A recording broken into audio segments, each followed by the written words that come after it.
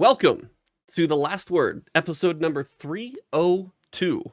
This week we got a preview for Act 2, Solstice is looking hot, and a spicy bit of information about episode 2, Revenant's changing format. But before we talk about what's ahead, we need to talk about what's right in front of us, and that's our guest.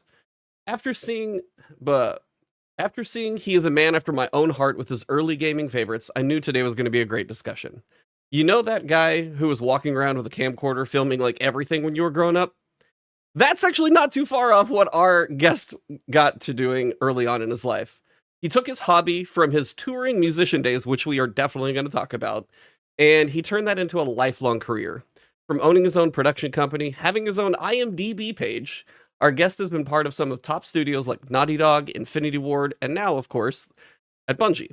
It doesn't matter what problem our guest is faced with, he thrives in the challenge of organizing chaos to deliver those on-screen moments that you'll never forget. So let's welcome a knight from Central Florida, the founder of Pony Ghost Productions, director's assistant on Atlas Shrugged, and now the director of cinematics at Bungie, a hunter who did some studying and passed his exams to become a scholarly Warlock main in the modern era. The one, the only, Jimmie Myers. How you doing, sir? Hello, I'm doing great. Wow, you did your research. UCF Knights and everything. That's great. I like to get the deep cuts occasionally. It's always fun. The deep cuts, man. Thanks for joining us at the campfire. Thanks for having me.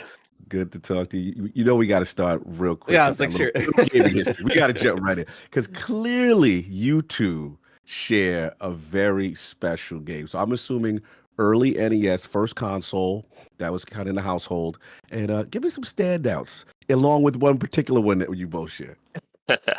Well, I started playing games very early. My grandma had an Atari, so the grandkids would come over to her house and we'd play Pitfall. That was the big one for me at the time, right? But then I played an NES for the first time at my friend Ethan's house as a very young kid, and he was playing Metroid, and I was blown away by the vibes. It was very creepy, it was very sci-fi, and I was hooked right away. Went home and immediately asked my parents for an NES, and a year and a half later, we got one for Christmas. Split present for me and my sister. But yeah, so that kicked off. It came packed with Mario and Duck Hunt. So obviously we started there. The combo pack. Oh yeah, exactly. But eventually got into some of the adventure games, some of the RPGs, and that really, really kicked off with Super Nintendo a little bit later. So that brings us to my favorite game, which we had already talked about. I think Ebontis' favorite game as well, Chrono Trigger. Yeah, Chrono Trigger is one of the biggest reasons that I ended up working on games. No joke. Wow. So what about that specifically? I mean, everybody has little pieces, whether it's, the soundtrack alone, I could just listen to. You could play the battle theme, and I picture exactly where I am on the little like cliffside with the field, the little like frog looking guys. Like it puts me straight into that. It like transports me back 30 years. What is it about you that took that game to drive you into helping make them now? Well, the music was kind of my biggest hook as well, right? I was playing music at that time, and the music blew my mind. I'm still whistling 600 AD passively. I'll be in the bathroom at a urinal whistling 600 AD to this day. It's on Spotify. Go listen to the soundtrack. Well worth a listen, please. But I think for me, the thing that was so compelling about Chrono Trigger was how you could influence the world in a way that I hadn't played a game where you could, right? Where you were time traveling and you would help a forest appear by helping Robo in that time period and that side quest. But the one that really blew my mind, I think most pronounced, was Luca's side quest when you actually go back in time to the moment when her mother was injured. Yep. Do you remember this quest? I think so. It's been a minute. You end up in this campfire sequence, which actually ties into some reference. That campfire sequence was a reference for Final Shape's campfire sequences. We'll get there. Nice. Got the deep cut. Nice. True, though. But yeah, you end up going through a portal, and you have one chance to help Luca's mother in this flashback. And it's pure player agency. You're playing the game. You can save her, but it's incredibly difficult. It's just a little mini game. And when you fail, which you almost inevitably do the first time you try it, you feel responsibility for what happened. You're part of that regret that she has and the sort of like sadness that Luca had. I had never played a game where I was so in it in that way, where I felt responsible for a thing and that I could have changed something. That emotional resonance that you get from gameplay instead of just watching a linear piece of media was so profound to me that I was like, this is what I want to do. I want to make interactive stories. That's it. So, it took a very long time for me to get to where I was doing that, but that was the dream very early on. The inception seed was planted young, but it was planted well, it sounds like. Mm-hmm. That's awesome. so cool. Yeah, I mean that game for me, as you said, the soundtrack, the depth of like the world, and then you got the ship going around and the time travel and the end of time and all the different decisions, and the fact that you have something that happens in a main game where, certain characters may not have the best fates and stuff. I'm trying not to spoil it if you've never played it, because please go play it. All of those things. But as you said, it's those decisions, and then when you come back, and it's the idea of realizing if you play it again later, I can change this, or if you go plant the seed back in 6 million, whatever it is, I forget how far back time goes, you plant the seed in the sun, and then over the course of millions of years, it goes from like a moon to a sun. It's like in the volcano, and it's been a little while since I've done this, but I know that's another one that can progress through time, and that's a side quest you can only do if you go back in time, take this piece here, then go forward and find this thing in the volcano. Yep. That's the Sunstone. Sunstone. Yep. Mm-hmm. He remembers distinctly. I like remember that. Your memory's a little fresher than mine, it sounds like, but that's totally fair. For me, also, one thing that stuck, and I don't know if I've really ever seen it as much, was just the combo attacks. I love the combo attacks, and for me, I don't know if I've ever seen it quite done that way. I still really need to play Sea of Stars, because it's like, speaks to me on every level. I just need to play that, and even the music kind of jumped right back in. But those combo attacks were some of the coolest things, especially on like SNES. I'd seen nothing like this, and the big giant like orbs that appear on screen, and then you get the dark attacks coming from Magnus that come in. It was like, okay, what's happening? No, yeah, we can talk about this game for a whole other podcast. So Yes. I will move on. Podcast. I apologize, everybody. Forgive the time. I knew this was gonna happen. This is Yep, your moment. had to This happen, is your happen, birthday. This is your moment. Yeah. I am 41 today, so And anybody happy listening to this birthday. one, yep, it is Happy birthday. another lap around the sun. We're all middle-aged on this podcast today, so hopefully all of you enjoy that. Cog, what do you got before we jump into all the Destiny stuff?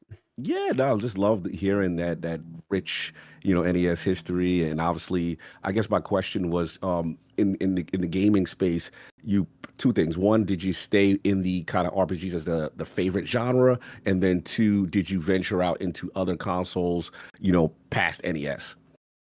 Oh yeah, big time. I think as most kids, I dreamed of owning every console, and at the time, it was the sacrifice of deciding which console to get every generation. Right? There was a lot of stress in the '90s about those decisions. But later on, when I had my own income and I was able to buy my own consoles, I was a multi-platform fella. And built my own PC in college and all of that. Yeah, so we got into it. I think RPGs were what I gravitated to because of the stories. And at the time, RPGs were what was emphasizing story in that way for the most part. Eventually, you got into these action adventure games like at Naughty Dog that were telling really great cinematic stories, and I was so drawn to those. That's why I applied to Naughty Dog when I did. And that was my entry to the games industry. Yeah, Wow. I mean, this day and age, we have rare moments where you get to, and I think it's a unique thing that games can do, kind of as you said, they tell a story, but you get to be part of it, whether you're walking around, you're controlling the main character. Yeah, God of War has combat, Senua's Sacrifice and Hellblade, you are like experiencing this stuff truly almost in your head if you have the headphones on for Hellblade. All of those moments now, it's like, as you see, it's like, I'm going to go watch, Twisters in a week or two, and I'm going to have a blast watching the screen, but I'm not in it in the same way. And I think that's one of those things that the people who don't jump into games, or they kind of like brush off what games as a form of entertainment do, they're unique to everything else, because audio, visual, text, like it combines so many and art, so much art in all of these games that we get to see. And yours is a very important piece of that, because you get to tell story moments in a way that we rarely get to see in games, and they're some of the coolest. And yeah, Final Shape, we'll get to some of those as well for sure. But yeah, I mean, the fact that you mentioned Naughty Dog as a place you wanted to work makes perfect sense of what you're doing now, because I understand that. I got to get a quick little background though, because I teased it in the introduction. Growing up, you were a touring musician. I just want to know what that was like. You also said you did it when you were 14. Yeah, I Okay. mean, we weren't like full-time touring at 14. To be clear, we were doing multiple shows in a row. We were traveling on weekends, and in the summer we would travel for a week at a time Wow. and play shows in the Southeast. I grew up in Central Florida, as you indicated. So a lot of touring in Florida at that time could happen just up and down the east coast of Florida. It's 6 or 8 hours of driving, and there were a bunch of these venues at the time where you could go play a hardcore show or a punk rock show at like a JC's community, center in a suburb. That was the kind of thing. Everybody's on the floor. There's a mosh pit. It's dirty. It's Oh my smelly, and gosh. it's pretty amazing. Yeah, I'm but it was also picturing really all of great. this. Oh yeah, no, you can smell it. You Yeah. can imagine the smell. He said, "No, can you smell get it. to Yeah. smell that. That's all you get need to know is you can smell it. Take over here." But yeah, it was a really great way to kind of broaden my perspective too. I was from a pretty small town, so getting to visit bigger cities and meeting bands from other places, sleeping on their floors and doing this was a pretty life expanding experience that I think opened up my exposure to other people doing creative work, really caring about making creative work and figuring out how to make it work, right? Like it was this DIY aesthetic of getting things done, even if it was very rough and tumble. And that still totally applies to video games. Absolutely. Awesome. Love to hear that. Yeah. So, I mean, the quick history, you were obviously touring musician and stuff. You started your own production company. And then, I mean, you've gone through Naughty Dog. You're at Infinity Ward. I mean, those two alone, without Bungie, are two giant mammoths in the world of video games. Then you're just like, hold on, let me put the cherry on top here. And then you managed to join Bungie, and you've been there for 4 years now. So where did your kind of tenure, what was your, I guess, first stuff that you worked on at Bungie, just so we kind of have a timeline there before we kind of jump in? I came in at the end of Witch Queen. So we were closing out all of the Witch Queen cinematics. A lot of them were on rails. Many of them had been shot already from a mocap perspective, but it was all of the finishing work, all of the post, and then shipping the game. And then from there into the rest. Gotcha. Okay. Well, Cog, you want to jump in? Jump right in. Let's jump right in. Me, I always try to get perspective from the development side. And, us as gamers, we think we know everything. Well, I guess a question for you is being a creative director, dealing with many of the internal and the cross-functional teams, what are the challenges that us gamers don't realize that you guys go through when trying to deliver cinematics, whether it be in the expansion, seasonal model, and now, the episodic model that you guys have transitioned to. So I'm just curious about that process. Yeah. I mean, some of the biggest challenges are some of the most mundane sounding things. It's pretty funny. As you might expect, real-time rendering is its own ball of wax, especially in a game that's networked, where you're maintaining a group of people and a fire team in the network as you're loading in and out of levels, right? One of our biggest challenges, and everyone on the cinematics team can tell you, is cloth. Cloth is one of the biggest pains in the game. Really? Because it's physics-based, it can interact with certain things, and you end up in these weird pickles where if you want somebody to sit down, we did a lot of sitting down in Final Shape. That was challenging. It doesn't sound like it would be challenging, but it's incredibly challenging. You have to Cyrus's feathers is causing problems when he sit down. My man, what's going on? Yeah, but the gravity, the physics, the cloaks, all of those pieces, they have to rest somewhere, right? So you got to deal with the way they're being influenced by the physics in the game, right? But if an explosion happens, do you apply a physics impulse to push the cape at that moment? Does it work? Does it stick to something and start to get wild, right? You end up with a lot of very challenging scenarios with cloth, where we have to manually pose a piece of cloth how someone is sitting so that it's not clipping through the ground or jittering because it's kind of fighting between two I've seen that stuff right? in game. I've seen that stuff in game, yeah. Hunter Cloaks doing this whole thing. That's it. Yeah, we struggle with the same stuff in the real time. But of course, there are other challenges in every facet of the cinematics, because the real time is only one facet of what we do. Right. CG pre-rendered stuff is its own challenge because the timelines are very long. It takes a lot of time to get that fidelity. Just the render times take a long time, but we're generating assets that are slightly higher resolution so that we can render them in CG, and so it's a slightly different asset pipeline than what we're doing in real time. And then similarly, motion graphics, same deal. They're just different channels where we're making slightly different assets and working with whole different teams, usually in other countries, often in other countries anyway. Oh wow. So there are time zone differences. Yeah, it's Wow. So when you it's say a lot. motion graphics, are those what I poorly call the inkblot storyboards? Is that That's what I was about to ask. Yeah. Okay. Yeah. Yeah. Yeah. Okay. And the new 3D, the sort of diorama style. Yeah. You've seen Yeah. some of those. Yep. Yeah, we started doing those as our standard for motion graphics now with the episodes. So that's our motion graphics approach going forward with Gotcha. episodes. So just for clarity, like for example, when this may have been before your time, but I look at something like the story block thing with the creation of the witness. That what is that considered again? That what's that terminology for that ink blot style? What is that Is that the exactly? motion called? graphic? Yeah, that's a motion graphics piece. So that's we actually, motion graphic. Okay, gotcha. Yeah, we actually call it a DSS internally, and no one agrees on what that acronym actually stands for.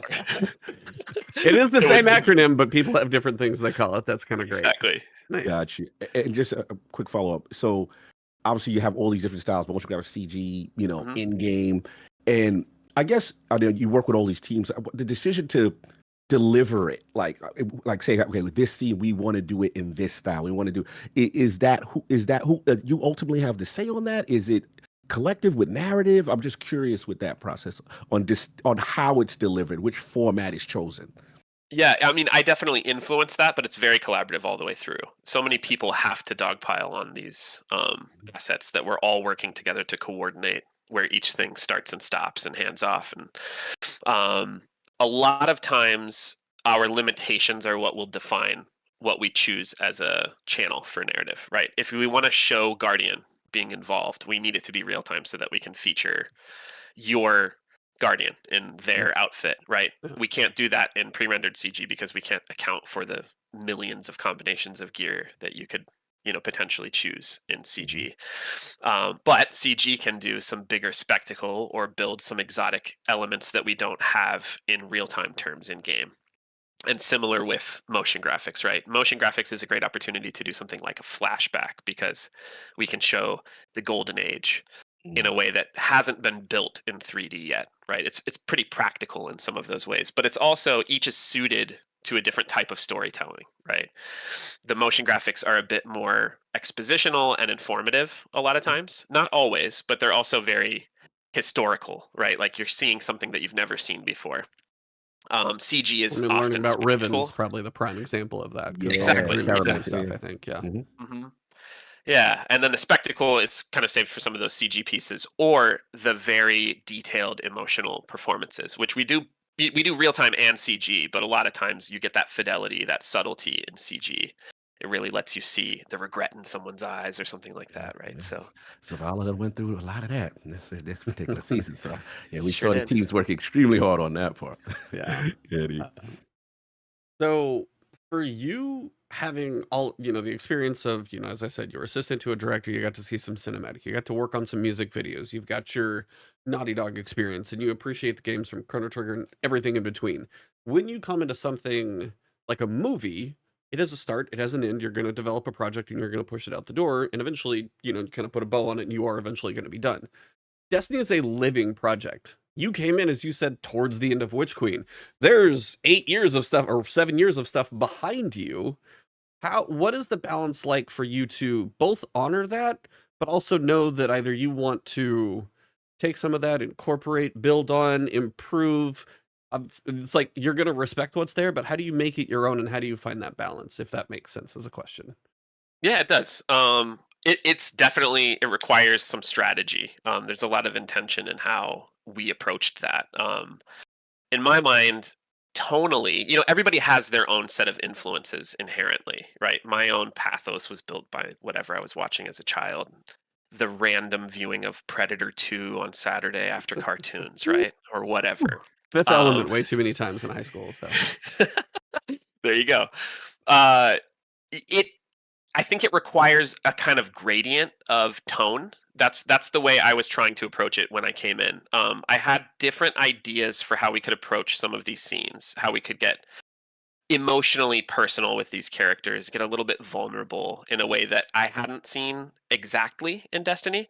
But instead of just hatching that right away and abruptly changing styles, we were injecting these moments in the seasons that we were making leading up to Final Shape. We were working with all of the narrative team, and they all had desires for their own versions of that. So we're collaborating on it and sort of strategizing about how we're introducing these new styles and takes on things. But luckily, Destiny is such a diverse franchise that you can play a little bit in, a pirate season and get a little bit of swashbuckling, and it doesn't feel out of place versus something that's a little bit more dramatic and has a lot of gravitas. Is there any like piece? So I'm trying to remember all the seasons in order. It was like you say swashbuckling and stuff. Was that stuff you were part of? Like it was haunted right there too, right? Yeah, okay. yeah. Because The that's first one. season I worked on was I think of them in numbers. It was season 16, so it was the one Okay. that shipped with Witch Queen. Witch Queen, gotcha. Yep. Gotcha. Haunted was one of those I feel like was, as you kind of said, an emotional departure of what we're used to, because we did get some backstory, but we had the kind of in-game pieces where Crow, and then they're kind of getting their next week they get their resolution and the back and forth. When you work with narrative to kind of have these moments, is there anything that you've pitched you're like, I really want to take this like character this way or show this thing, and they're just kind of like, that's not really going to work? Or how often is it like, hey, here's this thing and then you only get half of it? Or have you like gone to narrative and brought something to them about a character and they're like, oh, that actually would be something we didn't thought of? Any like any example of that where you can think of where like the teams kind of surprised each other? Yeah, let me think of a specific example, but I can say examples of both of those things have happened all the time. It's a very collaborative process. Narrative knows the incredibly deep fiction of Destiny much better than I do, even though I've been playing the game for 10 years. They know every detail of the lore books that have been indicated and how something was described in a piece of lore that's attached to a gun in a way that I am not as intimately familiar with. So there's a lot of that, but there's also a lot of counter pitching back and forth. It's like being in a band. It's very creatively fulfilling to come to the table and be like, okay, like for example, Haunted. I was really excited about this ritual that we could show where Eris starts to float into the air. Yeah. Right?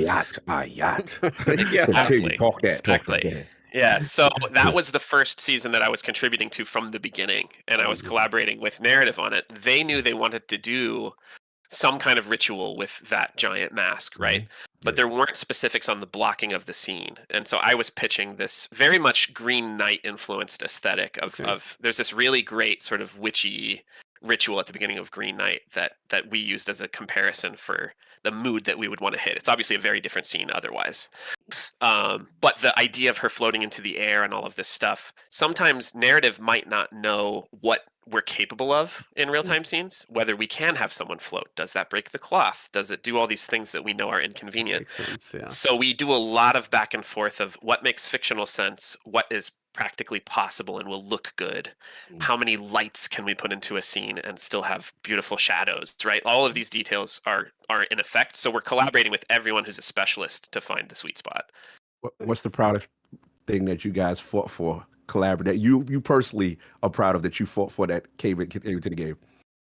Oh man, I'm not comfortable taking full credit for anything actually, because it always requires somebody else. You and your You team. and the team, yeah.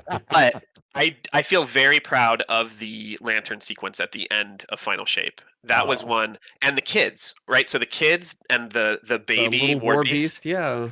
All of those things were a very early idea that we pitched as cinematic concepts. They aren't in game anywhere else, but we got them through and got that moment where you got to kind of reflect on your 10-year journey with those lanterns rising up.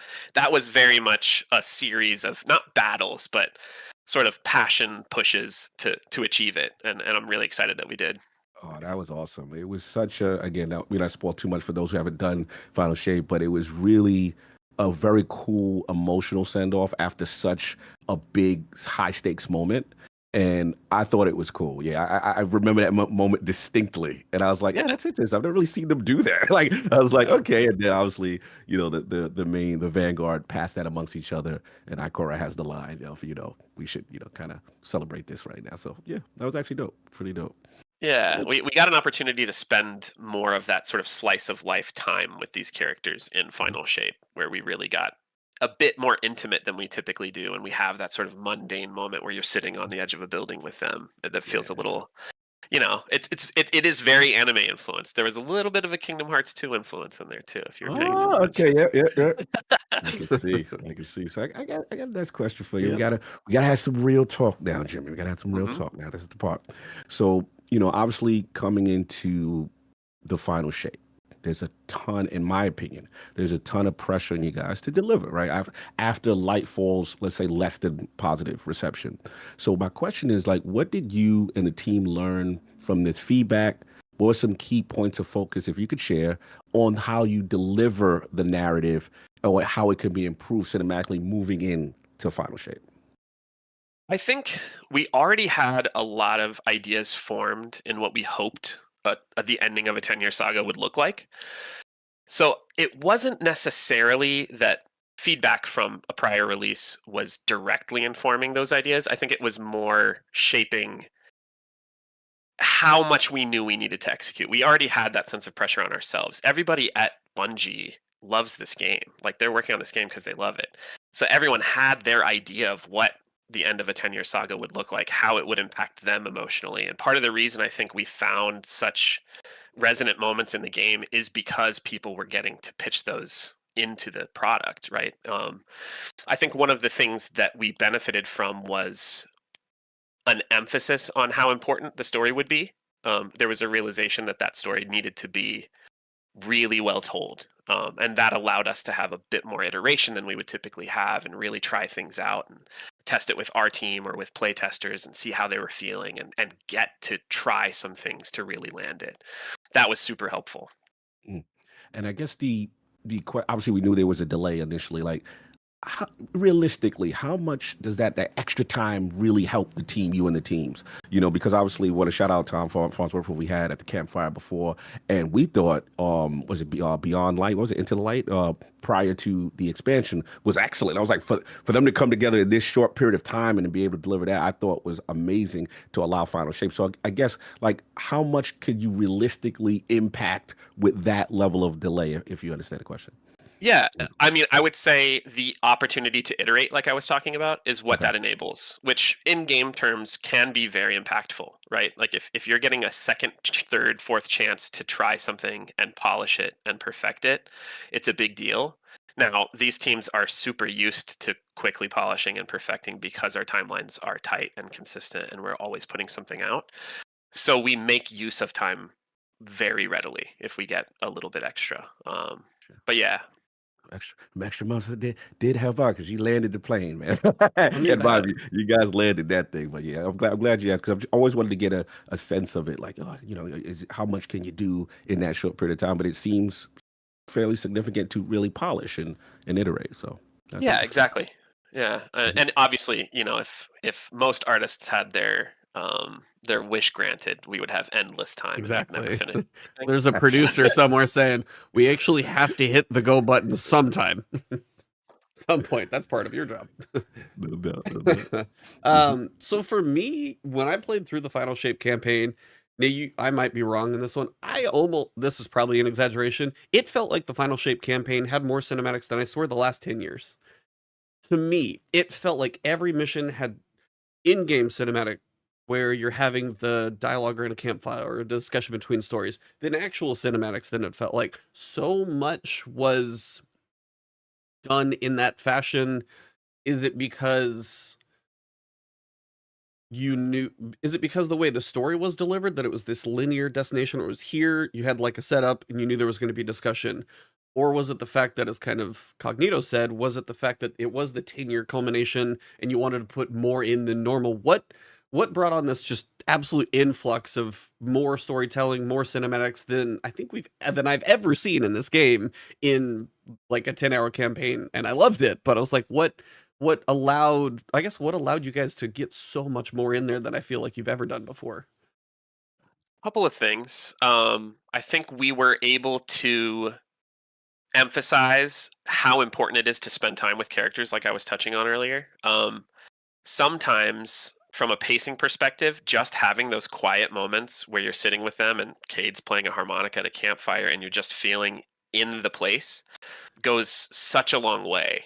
And so to end this saga, to have all of these very resonant emotional moments with all of these characters, sometimes it does just require time, right? You just need a footprint to spend time with characters. And like you touched on, I think we had the opportunity to emphasize story in this release, right? Destiny is very much a gameplay focused product. The gameplay is what is so good about this game. It's what keeps people coming back for thousands of hours. But the story is what contextualizes it and makes people care on an emotional level. When you're closing a 10-year chapter and starting a new one, you need to be able to spend that time with the people. But you're right. The runtime, I think the full runtime was even longer than Red War, which was probably the longest Okay. prior. Yeah, So I'm not totally crazy. no, I think you're right. It felt like it. And the other kind of question into that, and then you kind of covered it earlier, so this may be, but it was like, when is it more of a bandwidth, or is it more of kind of what you're doing in game? As you said, it's like sometimes it's CG, sometimes it's in game, and when you have those two that almost kind of one goes into the next, where do you decide to draw the line, or what pieces of the story do you feel, when it comes to the CG moments versus the in game? How do you divide like a scene up between the two to know that both are going to deliver what they need to? Yeah, I mean, I think I touched on that a little bit earlier. When we want to feature the Guardian and make sure that Okay, you feel part of this story, real time that's the is end the game. highest priority. Mhm. So typically that's the biggest decider, is trying to make sure that we can feature the Guardian. Like, obviously the end of the story featuring the Guardian was of utmost importance, right? You had to be part of that, or else it Right. would not have felt right. Your ghost wouldn't have been involved because it wasn't your ghost, right? It's just not the same. For CG, we're able to do some more exotic things, right? These visions and these kind of strange abstract effects that we were able to do are much harder to achieve in real time. In practical terms, we can do them, but it's much more costly from a resource perspective. Mm. And we can have another set of artists at a CG studio that we're collaborating with, pouring their time and passion into these CG scenes and how all of these things are happening. A good example of that is how Cade's vision, when he's inside the Traveler, and we're seeing all of these light refractions that are shifting into different viewpoints of different characters, and we're seeing those Guardian tenets in real time. That's something we could do in game, but we're transporting you between maps, and there are memory issues when you jump from one map to another. There are these very Well, there's practical technical limitations pieces that come into it too. there are, and we can overcome those. We have creative ways of dealing with them, but we are afforded more opportunity to get abstract and strange and interesting and visually exciting when we choose that channel for those moments. And I think when it comes to, I mean, it's the moment that brought me to tears. I'll say it. I don't have to spoil it, but I think we all know what that moment is. Yes. That was in game because that was our Guardian. And that moment, I think, as you said, as costly as it may have been for the team to build that in game with what that required, you knew it had to be in game. So that's one of those moments where it's like, there's a giant like gold star on this one. It's like, I don't care what this one takes. This is going to be, is that one of those where it's like, have to have it kind of thing? Is that, because that moment was special for everybody, I think. Oh yeah, that was definitely, obviously, one that we emphasized heavily, and the animation team especially poured a ton of love into, like, every nuanced detail of the facial expressions. When you watch Cade and the sort of second thoughts in his eyes and all of those things that read, that's the like loving hand of an animator, on top of the loving performance of an actor. Yeah, It's the whole package. Small side thing I know we didn't mention, getting to work with Nathan Fillion. How much interaction did you get with him? I mean, I've watched Castle, Rookie, like I've enjoyed his work for so long now. It's like him coming back had to be special, but for you, how much did you get to work? Did he come in, or was it all like voice kind of sent in, or? It's all voice, yeah. Okay. For the entire 10-year history of Destiny, when they first cast Destiny, there were people who played body and people who voiced. That's right. So I the saw combination of the saw two. some of those tweets. That's right. Yeah, exactly. Yeah. So Richard Sloniker plays Cade as a body. Brandon O'Neill plays Zavala as a body, actually. Okay. And Alison Kalavis usually plays Ikora. But we got an opportunity to PCAP more on this release than we have previously. Again, part of it was the emphasis on the storytelling, but that campfire scene where you you leave Zavala's cabin and everybody's sitting around that campfire. We PCAP'd everyone together around a fire for real, and they were playing off of each other in a way that we often don't get to do. A lot of times we shoot on a smaller mocap stage and we have 2 actors and then 2 actors, and we're shooting both sides of a scene, and it works great. We do a lot of planning, but when you get those little emotional, nuanced responses between people, it really sings. Nice. Awesome. Cog, That is you wanna awesome. lead it? Yeah. I know where you're going. You know where I'm going. We got to get there. Main event, man. I mean, look, Final Shape. Obviously, you guys extremely positive, critically, response, in my opinion, and then most of the community's opinion, currently labeled the best expansion in Destiny history. But we got to talk about this thing you guys did. This thing, and we got to talk about Excision Missing, man. For me, it's not only one of my favorite cinematics in general, pre and post Excision Mission. And in my opinion, this is your Avengers Endgame. This is the moment. So can you tell us, how difficult it was to get this scene? Because this is literally a culmination of almost every character, in the series' existence. Then we're talking motion cap. You're talking CG. You're talking all of this emotional music. Keith David's performance before the thing, right? So, tell me how difficult that was to put it together, because you guys really, I always felt like, always wanted a moment like from Destiny. We felt like we were building to it for so long too, with all the different enemy races, and now we got allies, and we're like, is this gonna happen? And then we were all just knocked on our butts, just absolutely blown away. How difficult it was to pull it off, because I thought from a technical standpoint, there's really no way they probably could do something like that. So to see you guys execute that, I was just like, wow. I was away when the mission launched, and I was in LA for Summer Games Fest, and my friends were like, Bungie effing killed it. You let me know when your flight's back, because we're waiting for you so we can play said mission, because I stayed spoiler free. I did the campaign and I stayed spoiler. So please, enough rambling for me. Tell us how difficult it was to do Excision, the cinematics pre and post, just that whole thing together. Sure. The pre-cinematic was definitely the more challenging one, just because of how many components were involved. And again, we're working with a huge group of artists who are all contributing. That scene in particular was handled by 2 really awesome directors who work with me, Steve and Nick, in England. They have a company called Ubik Films.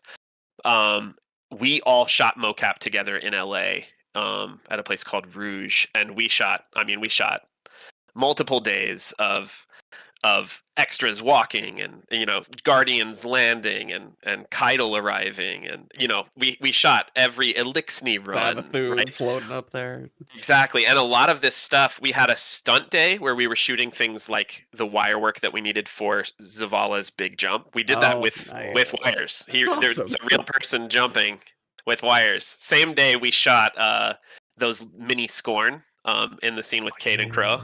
That was the stunt rigger's son, who is 10, running on all fours and doing wire work, flipping through the air.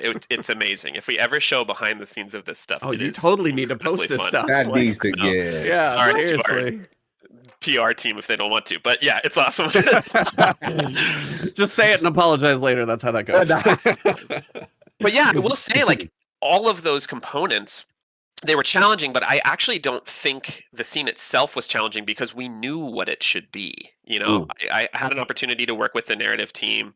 Hannah on the narrative team, shout out, was a super awesome partner in working on the script.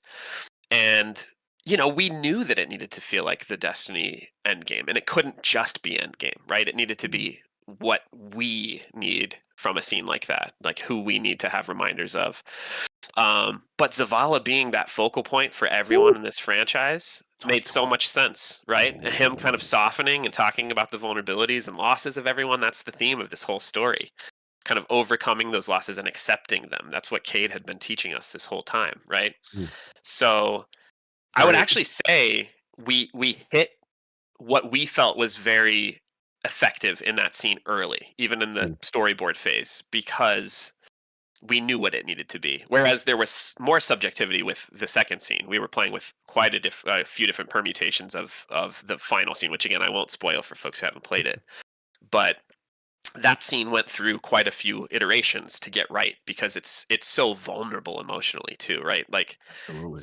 you have to toe a very fine line to land that without getting too sentimental or, potentially cheesy, and really letting it be something that feels emotionally truthful. That's hard. It's really hard. And you need other people's perspectives to know if you landed it, because eventually you lose some objectivity, in my opinion. Oh no, 100. Yeah, you're too close to it, and 100%. then Yeah. you can't see it. Yeah, No, no, yeah, it's like for the Excision opening, and then it's the emotions you go through, because all of a sudden you're in there with 12 people, and then you have the cinematic opening with all the different parties involved, and then you go through the mission, and then you're already just on an emotional high, and I think this is where you probably, whether it's testing or collaboration, to come into like the perfect roller coaster pitch and speed to go from the high and then to hit the bottom, but then just barely bring it back out at the bottom, and it's just like I was not quite full weepy, but I was tearing up and stuff. And you had me on the edge, and it was just and I couldn't have asked for like to get Nathan Fillion back for a moment like that. And it's just those little pieces of somebody, it's like you love all of the actors. It's like but it just fits so perfectly with him delivering that moment for me. I don't know why it hit just extra hard with him there. But it was like, I think that line will now live probably somewhere on your studio wall, is Guardians make your own fate. It's like, that's one of those that is like, it's his choice. And it was just like, damn. Yeah, that was fine. Look, I want you to really send this back to the team, like seriously, because how well executed everything leading up to that, as well as, let's be honest, we knew campaign, we're going to fight the witness. We get it, right? At the end of that, it's like, all you did was, right? And then obviously a raid. So in my mind, I'm like, okay, the conclusion of this will be in the raid. And you guys were very coy about how you would handle that. But to have this mission, right? And then you have the emotional stakes, you have these performances. Another thing I want to give you credit is something that I haven't really seen you guys done. You did it a few times, but I'm talking about way back since Curse of Osiris, where Osiris is fighting with you during the Panoptes fight, right? The thing that makes it even more special is during the battle, they are on the field with you. Savathun calling out. Wanted Destiny to do that. How difficult was that in game? Because this is 12 players. Like, I keep I'm pretty sure there's PS4s that are just exploding all over the world. Like, how did you do that? Like, technically, a 12-player activity with all of this going on and mechanics, raid-like mechanics with a cinema and people with you. Please tell the team, give them all the praise. But please, but you guys also set a bar now that you have to do more frequently, by the way, just FYI. Insane. But please let me know about that in-game now part. I mean, the teams that contributed to that in-game part were vast, right? I think design, engineering, everybody had a hand in pulling that off. And my team, our contribution to that component was really the connective tissue, right? We have the cinematics on each side, but the other side of my team, which is called the narrative performance team internally at Bungie, is those in-game vignettes, is what we call them, where you're on the stick, two characters are talking and you can walk around them. The team that worked on those contributed to all of the player characters, or I mean the NPC characters fighting with you. Oh. So they did a lot of work to get them in place and time them correctly so that you had these reveals and you hear Savathun when she appears and you hear, Mithrax coming in and you look over and you see Scurvy in the distance. All of that was a massive undertaking. It's extremely difficult. Balancing just memory with that many players and that much going on.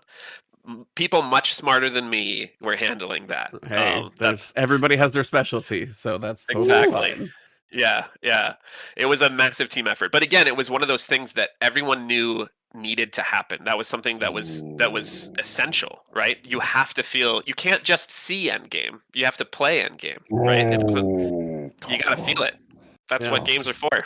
Absolutely. Yeah, you nailed that. Like I said, I just wanted to, I can't stop bloviating enough about that and the way you guys landed that. And shout out to the overall decision to allow from the general player base to be able to do it. Because let's be honest, I love to raid. Don't get me wrong. I am team raid all day. But I felt it was the correct choice to have this be, that the whole community can come together to finish, you know what I'm saying, and the job, so to speak. But well done, well done. I think, in my opinion, look, you guys have always great moments, but that's peak Destiny. That's peak Bungie. And shout out to whoever decided for the 12-player activity. Like, that's insane to me. I don't know, like you said, PS4 is somewhere. No, I'm telling you, PS4s, Xbox Ones are on fire in the background. Holding on. So the past generation, God bless. I don't know how you guys are able to do that. That's some technical magic and absolutely who knows what. And networking on launch, but continue. Truly, yeah.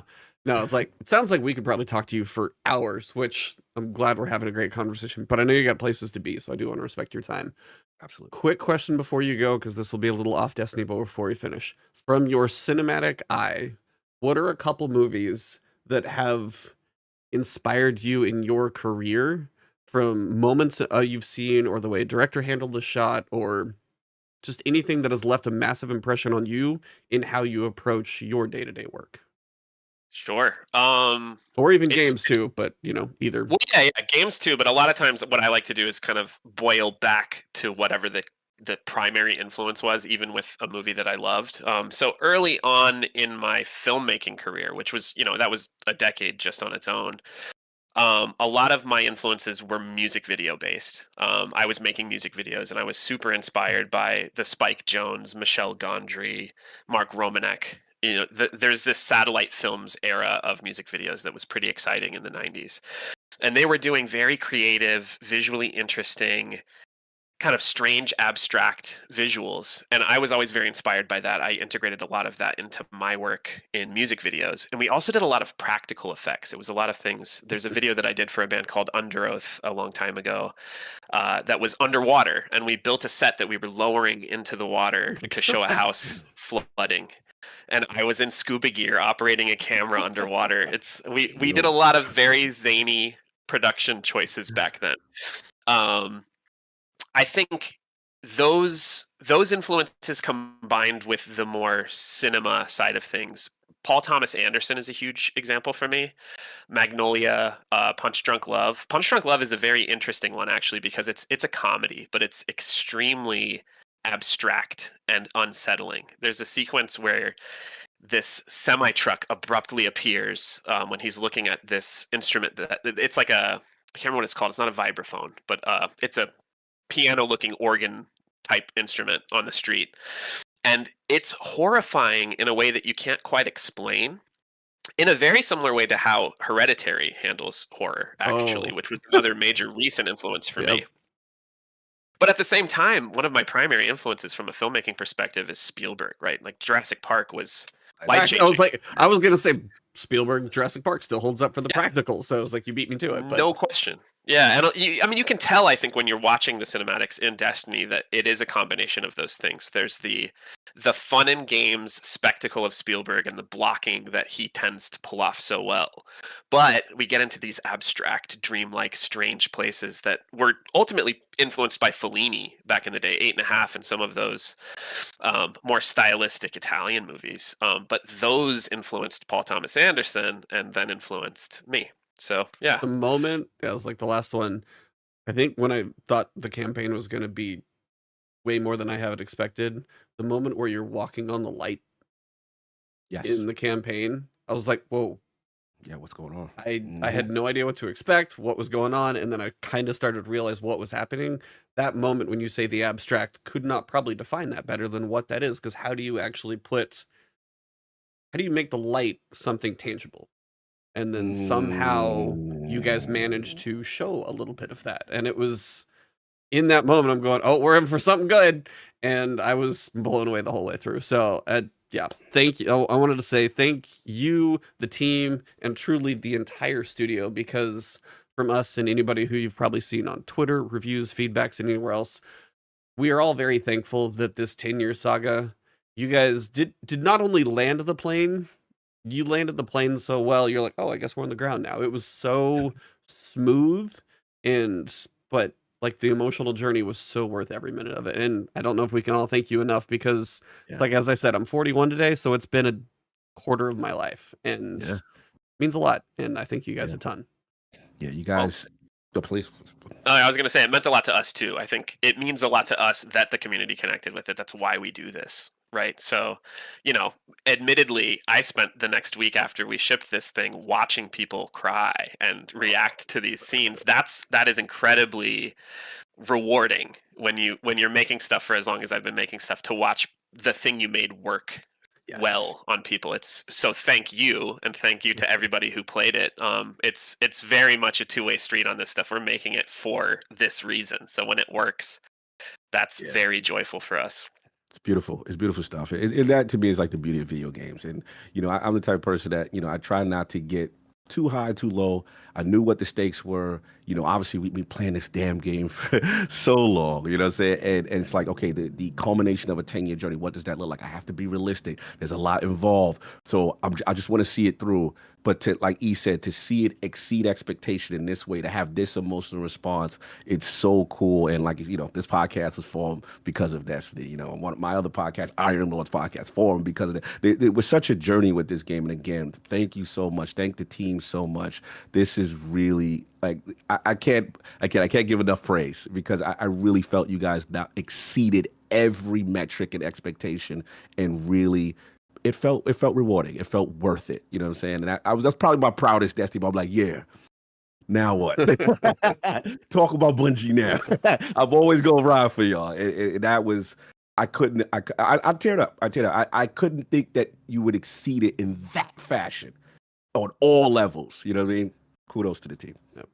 Well, thank you so much, and thanks for having me on. Absolutely. So I know we'll let you go. If you just want to stop your recording, we're going to take a little break from the stream real quick, everybody. If you guys are here, don't go away. I'm just going to turn off the stream for a little pre-show showing for a second, and we'll wrap everything up with Jimmie, let him go, and then we'll come back and talk about everything else. So sit tight. We will be right back. And for now, I'm just going to mute up. And we're back. What's up, everybody? Magic of editing and other such things. Hopefully you guys enjoyed that interview. We had a blast, and as we kind of joked with him afterwards, we could have talked to him for a while. Yeah. So that was fun. Hopefully you guys enjoyed that, and maybe hopefully in the future we'll be able to have him back, because the passion of movies and games and stuff, it's real. So that was awesome. He's awesome. He is awesome. Just to see all the things, just learning and just seeing all the different aspects that are involved with the game. It's always cool, and just having his personality, which is, again, we could have talked. Me and E showed restraint, y'all. Like, we could have talked to this gentleman. I was trying to squeeze this as close to 45 minutes, and we went over, but we got him to his meeting, so we did our best. I was like, no, we got to wrap. Come on. And it was just like, so you always try and respect your guest time, especially in that instance. But I think the vibes were good. It wasn't just like, hey, I gotta go, because if you ask one final little question, then he goes on for a couple minutes, and I'm looking at the clock. I'm like, okay. Yep. But he's doing it. So, it's like we're there. But just watching the clock is good. No, just learning about, man, when he said the campfire was influenced by the Chrono Trigger campfire, I was like, it's over. Yo, done. That was like a 30, right 30 year coming full circle moment. I was like, I'm good. I've played the two games. That was the best birthday gift for you right there. I was like, yo, that's wild. But yeah, man, I love to hear that. And then obviously the excision. I needed excision. I needed. Oh no, I'm glad he went as deep on it as he did, because that is it's a culmination for everybody. And you said it extremely well to say of what it meant to everybody. It was outside of the raid, but still had the weight of kind of a raid, and the way they described, the moments that we got to experience pre and post and all of those things. No, it was a lot of, it's kind of one of those, gold star moments, as I said. It's like the other one that made me cry. It's like those moments, they had to happen, and even if it did take a lot, whether it was the time allotment or whatever it took, they knew those had to happen, and it's cool that they were able to pull those off, because that's what allowed Final Shape to hit the way it did, I think. Yeah, and obviously, narrative team, that collaboration there, them.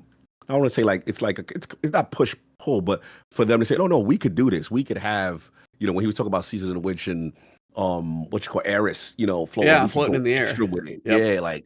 Oh man, that was super dope. Just hearing that kind of stuff and the collaboration, and like the what was it? Motion graphics. That's what it's called now. The term, motion. I call it storyboard, but I like that. Storyboarding. I don't know. Ink blot's obviously the wrong thing. That's a Rorschach test. But storyboard, motion graphics in games, and then like CG for the true like pre-rendered without Guardian. And that's kind of the big thing. If your Guardian's gonna get featured, Mhm. And it's the detail that we got with Cade. That was an Oh, expensive scene, but they knew it bro. had to be. And that's I I thought had that to thing. I had to it was crazy. I had to restrain myself. You know what I wanted to get into too was we obviously Creation of the Witness was before him because that was Yep. a couple of seasons. But the Witness Well, that was shout out to Deep, DJ right? or- Deep was the yeah, witness. Deep He was was the there for creation. that though, because that Oh, was he was there for that. Nightfall. Okay, cool. Yeah. But then we didn't even get into the bag with the actual campaign when the dissenters, shout out to DJ.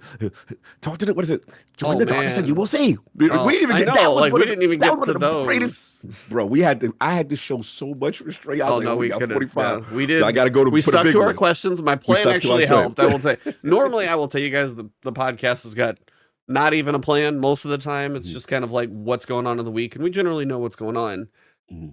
But I had specific questions that I wanted us to kind of get through, and Yeah, we had to. barely made those work, and it kind of happened. We also do have a And so twid.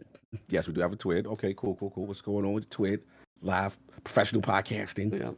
Yeah. So we have new Battlegrounds and Echoes. You'll journey to the center of Nessus in Act 2 with 3 new Battlegrounds. While unraveling the mystery of disappearing Radiolaria, you'll fight through hordes of enemies, through bosses as you track the source. With a continuing story, each Battleground will start with the last one left off.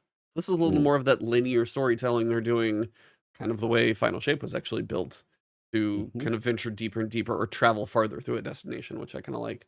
You got another rocket sidearm. This one's going to be solar this time. Oh, let's go. Let's go. The call is in trouble now. Now you're giving me a solar joint, and you know what I'm going for. I'm going for that Hill Clip incandescent. You know how we do. You got an arc heavy burst, which is my 4.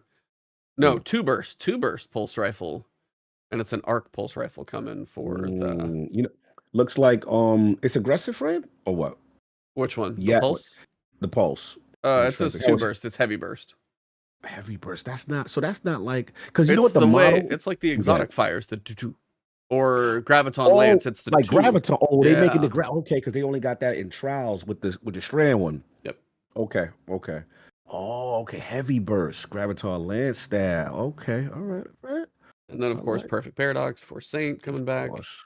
And then the artifact perks from Fallout's video, if you saw it, is just like his thumbnails. It's just all snipers.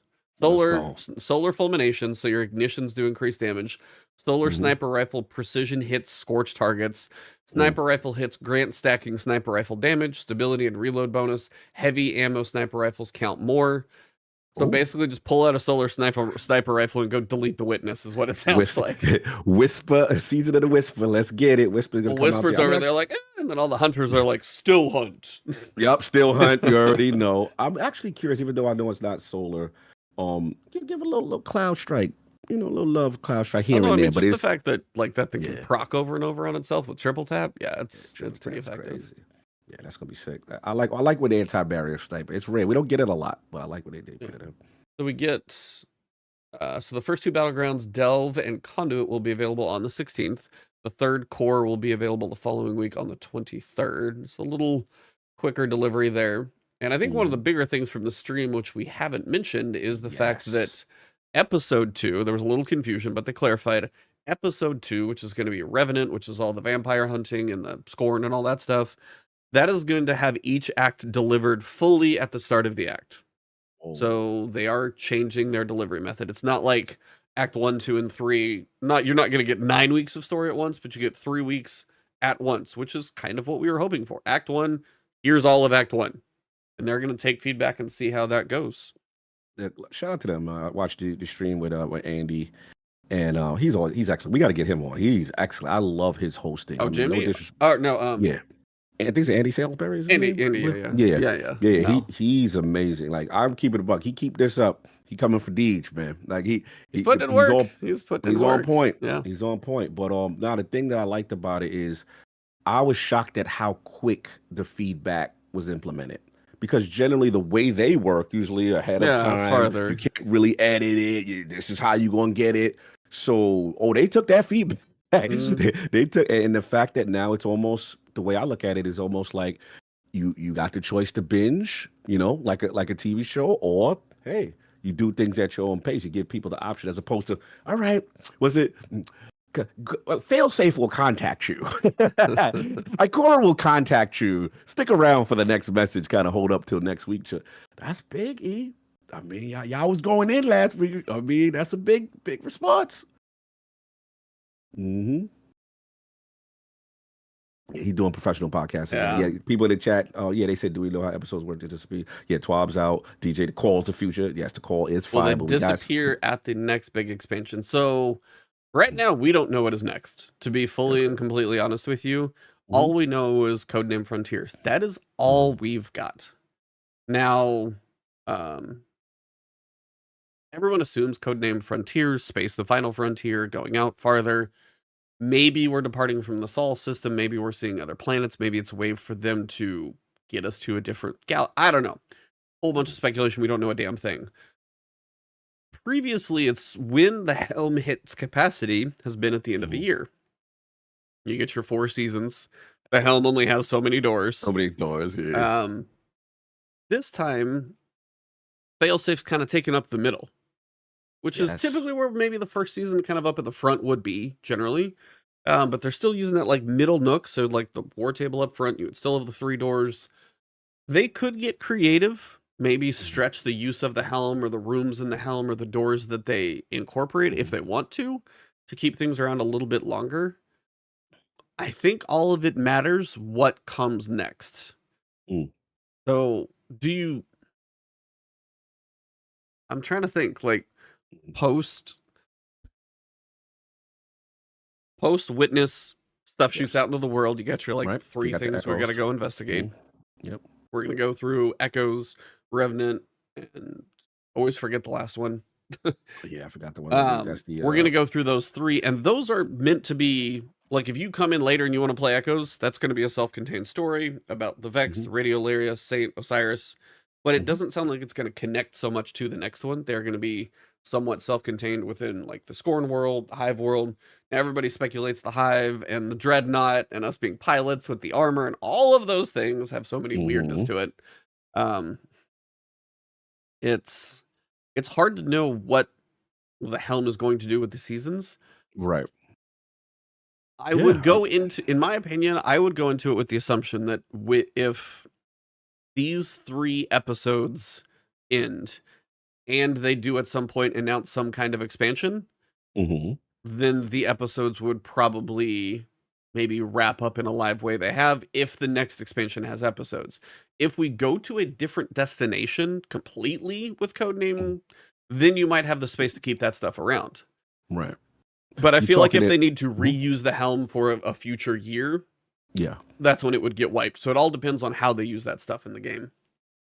Right. So, I mean, the question in a post-act episode 3 world, when we get whatever Frontiers is, right, whatever that is your question that because of the way the helm is structured now, that they won't retain that content? Is that I think it's a tough I mean, it's the way it's been going for years, but I think these are different, so it's really hard to know.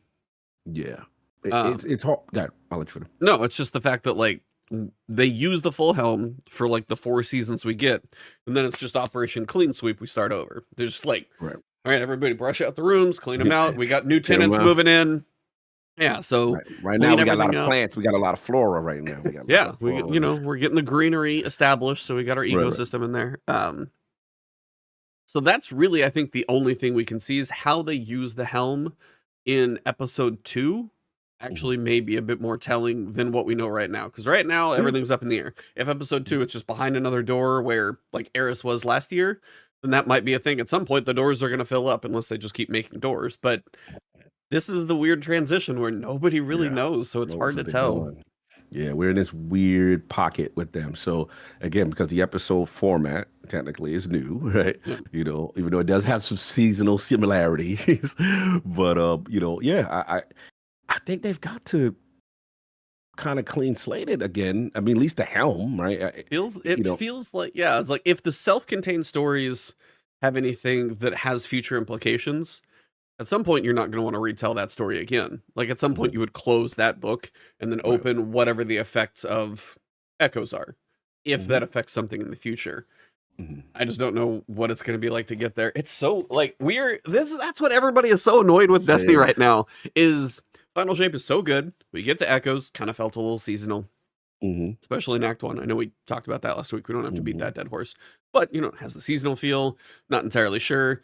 There is zero big bad out there right now. Like, Xivu Arath isn't even immortal at this point. She is a mortal hive god to some extent. So, like, what is a big threat that's out in the world right now? So these are all...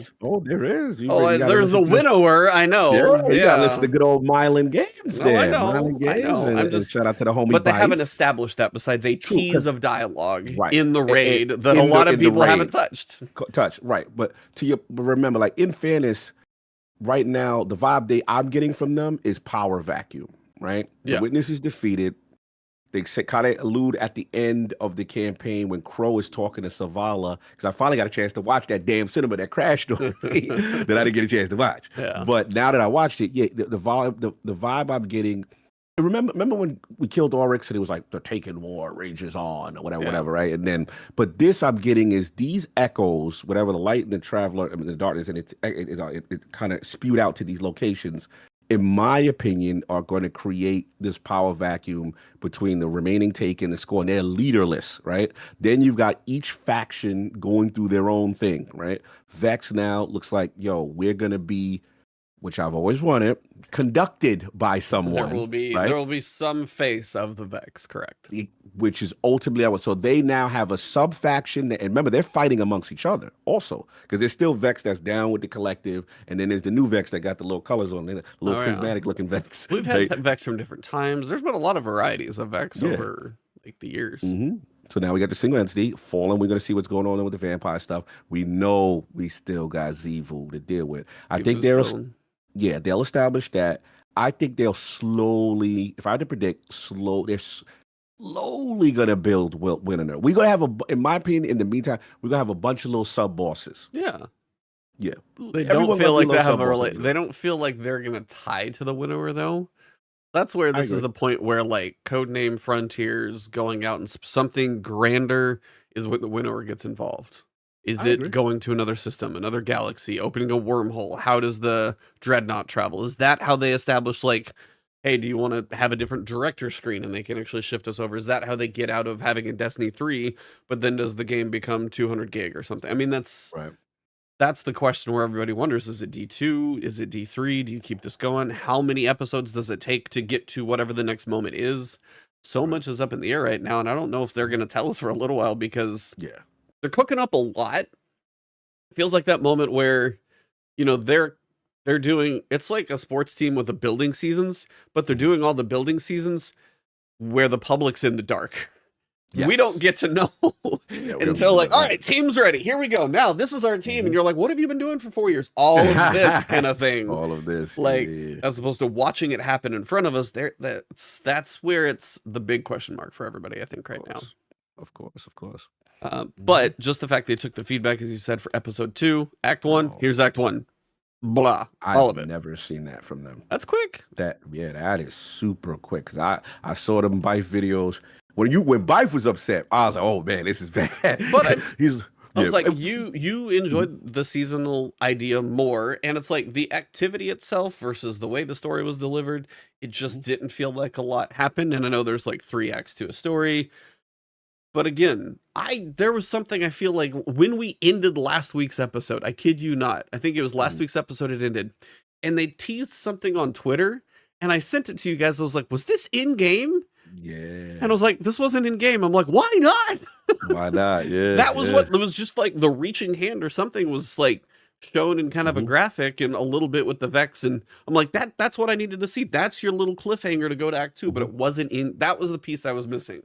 To kind of make Act 1 have, so if you went through like, here's this, Saint's having issues, then you're going to go rescue Saint, and then, oh, here's your little cinematic teaser of the hand kind of, puppet mastering some Vex, then it cuts. I'm like, that's how you do an Act 1. You were just a little short last time, so that was just my opinion on it. No, I agree. Look, they've got a lot to tell here. I'm very curious. Shout out to Ethan. Yeah, no, he's right. He said the winner isn't a big bad. It's one half of the same coin. You can't kill the light just like you it's like the forces of good and evil. They're the forces. Correct. But it definitely, the Force was very happy with us killing and pillaging and doing it. They like that part for the the way I look at it is as a balance of the universe kind of thing, right? You know what I'm saying? Both are necessary. You have the traveler, which is, theoretically, I guess, the gardener or whatever, and then the winner is, doing this. So you can't. There's basically the vibe I'm getting from them is there is penalty for too much growth, right? Like with traveler just going from civilization to civilization and blowing up, whatever. I mean, but you get into the Thanos argument of things. Right, it's the balance of the universe type energy. Absolutely, that's how I look at it. But it is interesting that the force of the winner is communicating with us. I find that interesting in a way. Well, so far the witnesses talk to us as a Yeah. vessel of the winnower, but it's still Yeah. the witness kind of explained that they are one knife in the hand of the winnower. So it was Yes, still the the first witness knife. doing the communication to the guardians. I Mhm. don't know if the winnower per se has directly communicated with us yet. He, from my understanding, communicated with Oryx. The winnower there or was the winnower did? Yeah, because they at that time people thought the big. This is deep lore communities. I've been watching these videos. So the time is back to those bookstore stuff. Is that everyone thought Oryx was communicating with the witness, but the way the verbiage was, and now it's the same verbiage that we're seeing now. It was the winnower, so is what they confirmed. So, what they said. Rest in peace, Stillhut. What's I going don't on? know. What's happening? Is Thought it was Nerf? getting buffed with all the solar mods coming in next artifact Mhm. Yeah, they piece. doing a reserve swap. I know about that. Yeah. Yeah, it was like someday I will just be able to start an activity and my reserves and the ammo drops that happen in the world will just function as intended. Yes. Small piece at a time, I guess. Yes, please. Oh, it's please. getting nerfed with Nighthawk. Really? Oh, and Hunters is eating. I mean, they enjoyed nuking the witness and stuff. Whoever I think Mhm. just soloed, somebody soloed the witness, by the way. What? Shout out, yeah. That's wild. Shout out to the crazy. Mhm. Where is it? Destiny Help that dropped it? Mhm.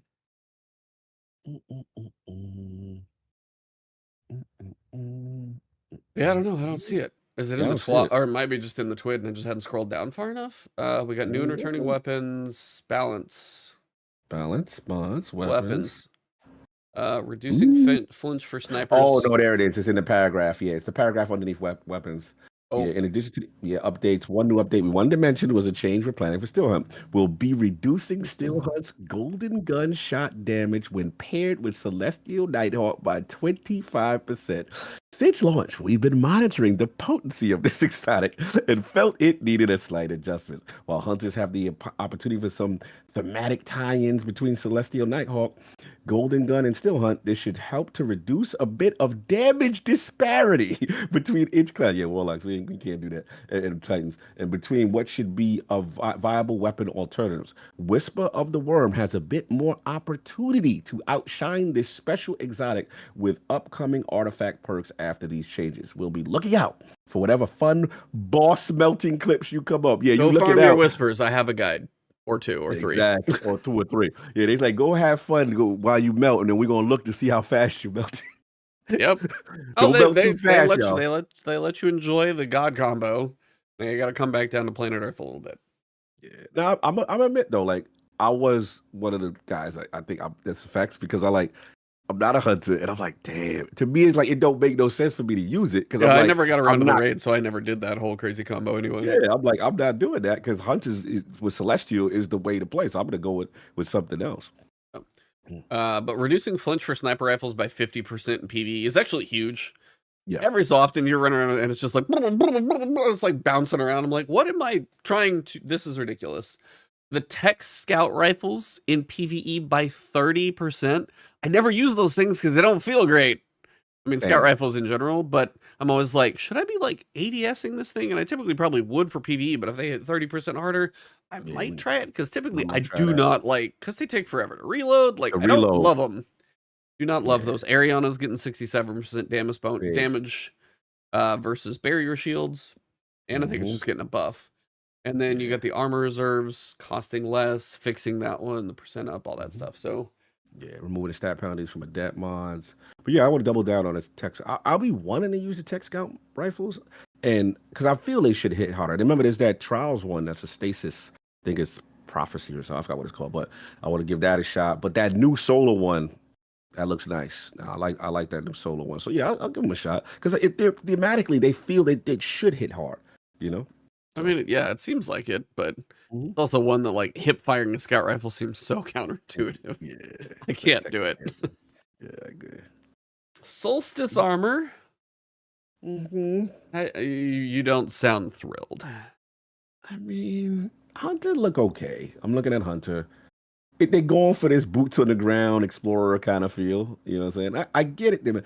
It's It's like a glowing Indiana Jones because you got like the leather jacket for all of them kind of thing going on. yeah, Little yeah. variation of that. The hunter's probably the most well, the hunter's got the cut off leather jacket. Then you got the leather trench coat, and then I'm somewhere there with like the leather suit. I kind of like the Titan vibe though. Titan's not bad. Especially for the front. From the front, then I will say this: I'm digging the helmets and the little, whatever this UI interface on top of the helmets. Like you got like you got some type of targeting system. I like that. I like the boots. The Titans look tough. My thing is something about the jacket ain't hitting for me per se for the Warlock. But And that's yeah, what you signed up for. You are going to have the trench coats or the dresses or the robes or the longer knee level.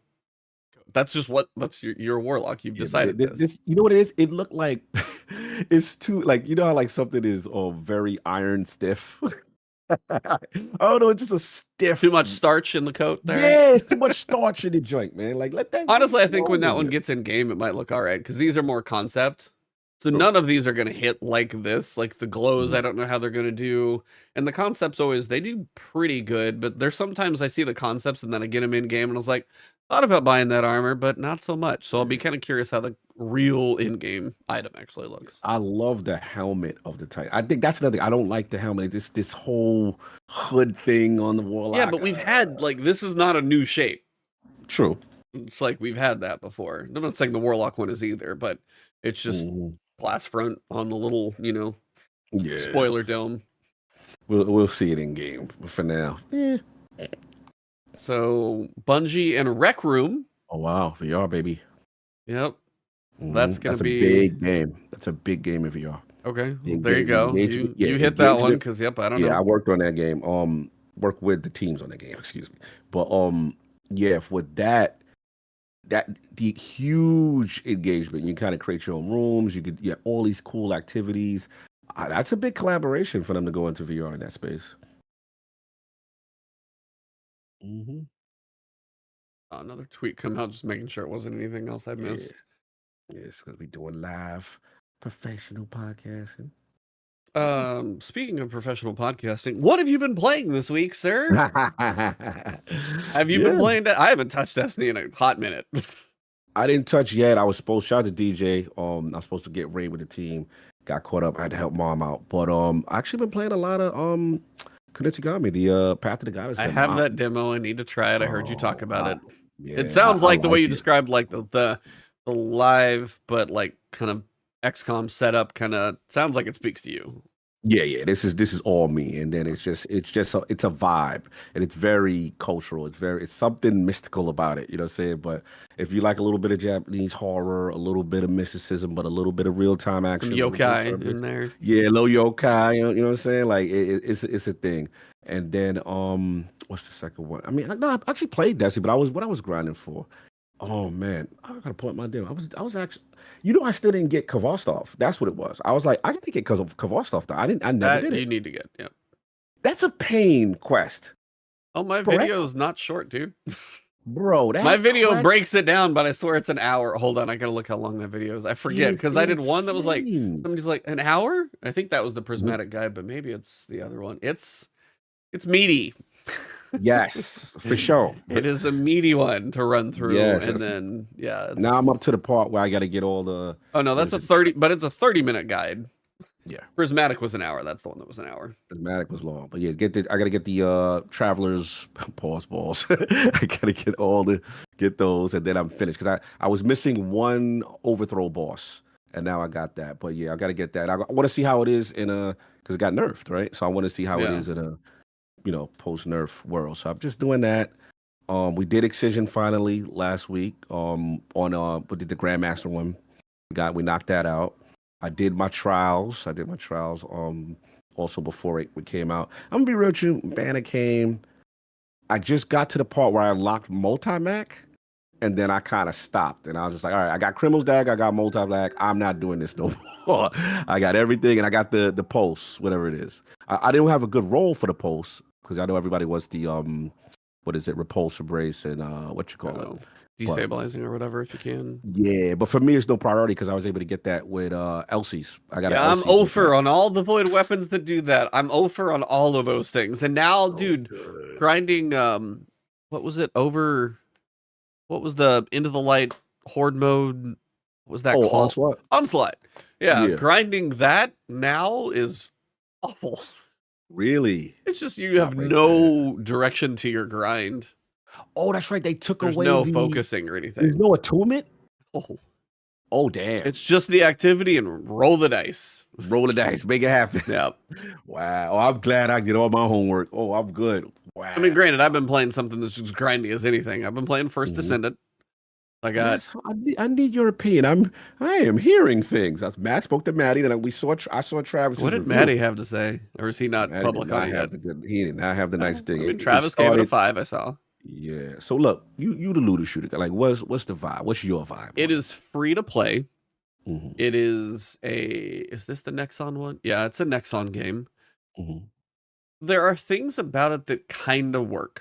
Like when you fire a scout rifle and you hit a headshot, it has like the satisfying sound and impact to the gun, and it's third person. It actually, the gun combat is pretty good. And this, I mean, again, it's free. There are 2 different free games I'm playing, and they're different experiences. This one is free, but you will hit a point where you can pay to skip grinding for all the things, but technically there are paths to get all the things. I mean, the story is, it's like Destiny 1's unclear story, but with less excellent voice acting. Like, I mean, I see a 5 and it's like, but if it's a type of thing where you're willing to put in the grind, you like shooting guns, you like seeing numbers go up and those kind of things, some people are going to enjoy it. So it's like the 5 being a mediocre looter shooter is probably fair. Story is not exactly like riveting.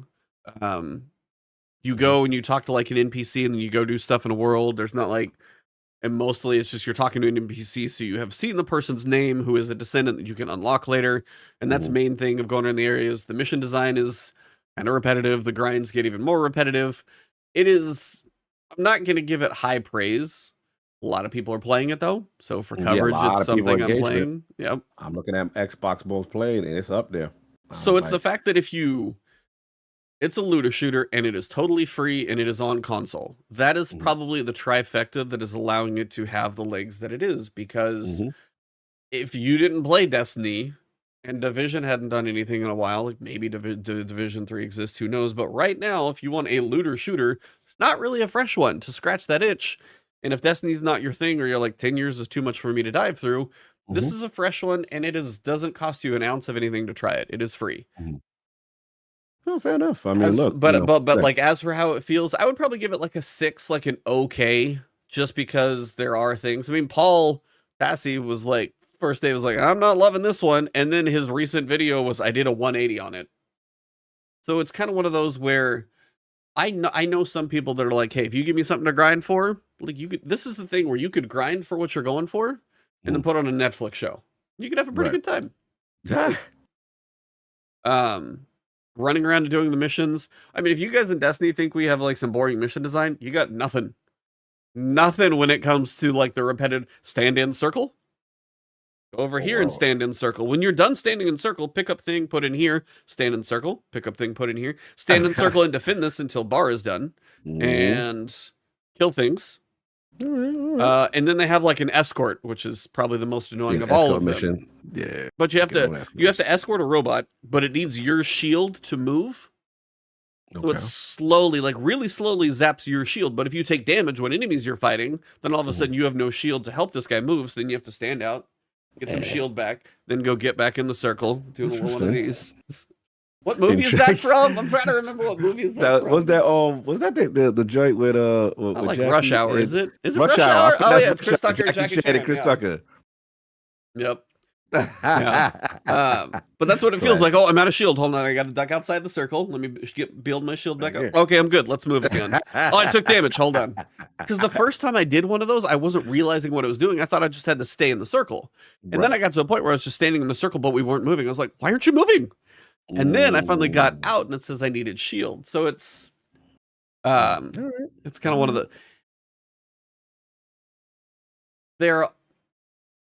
it is sometimes nice. Like, I will say they call them dungeons. They're kind of like a strike per zone. And they're like, there's quite a few of them.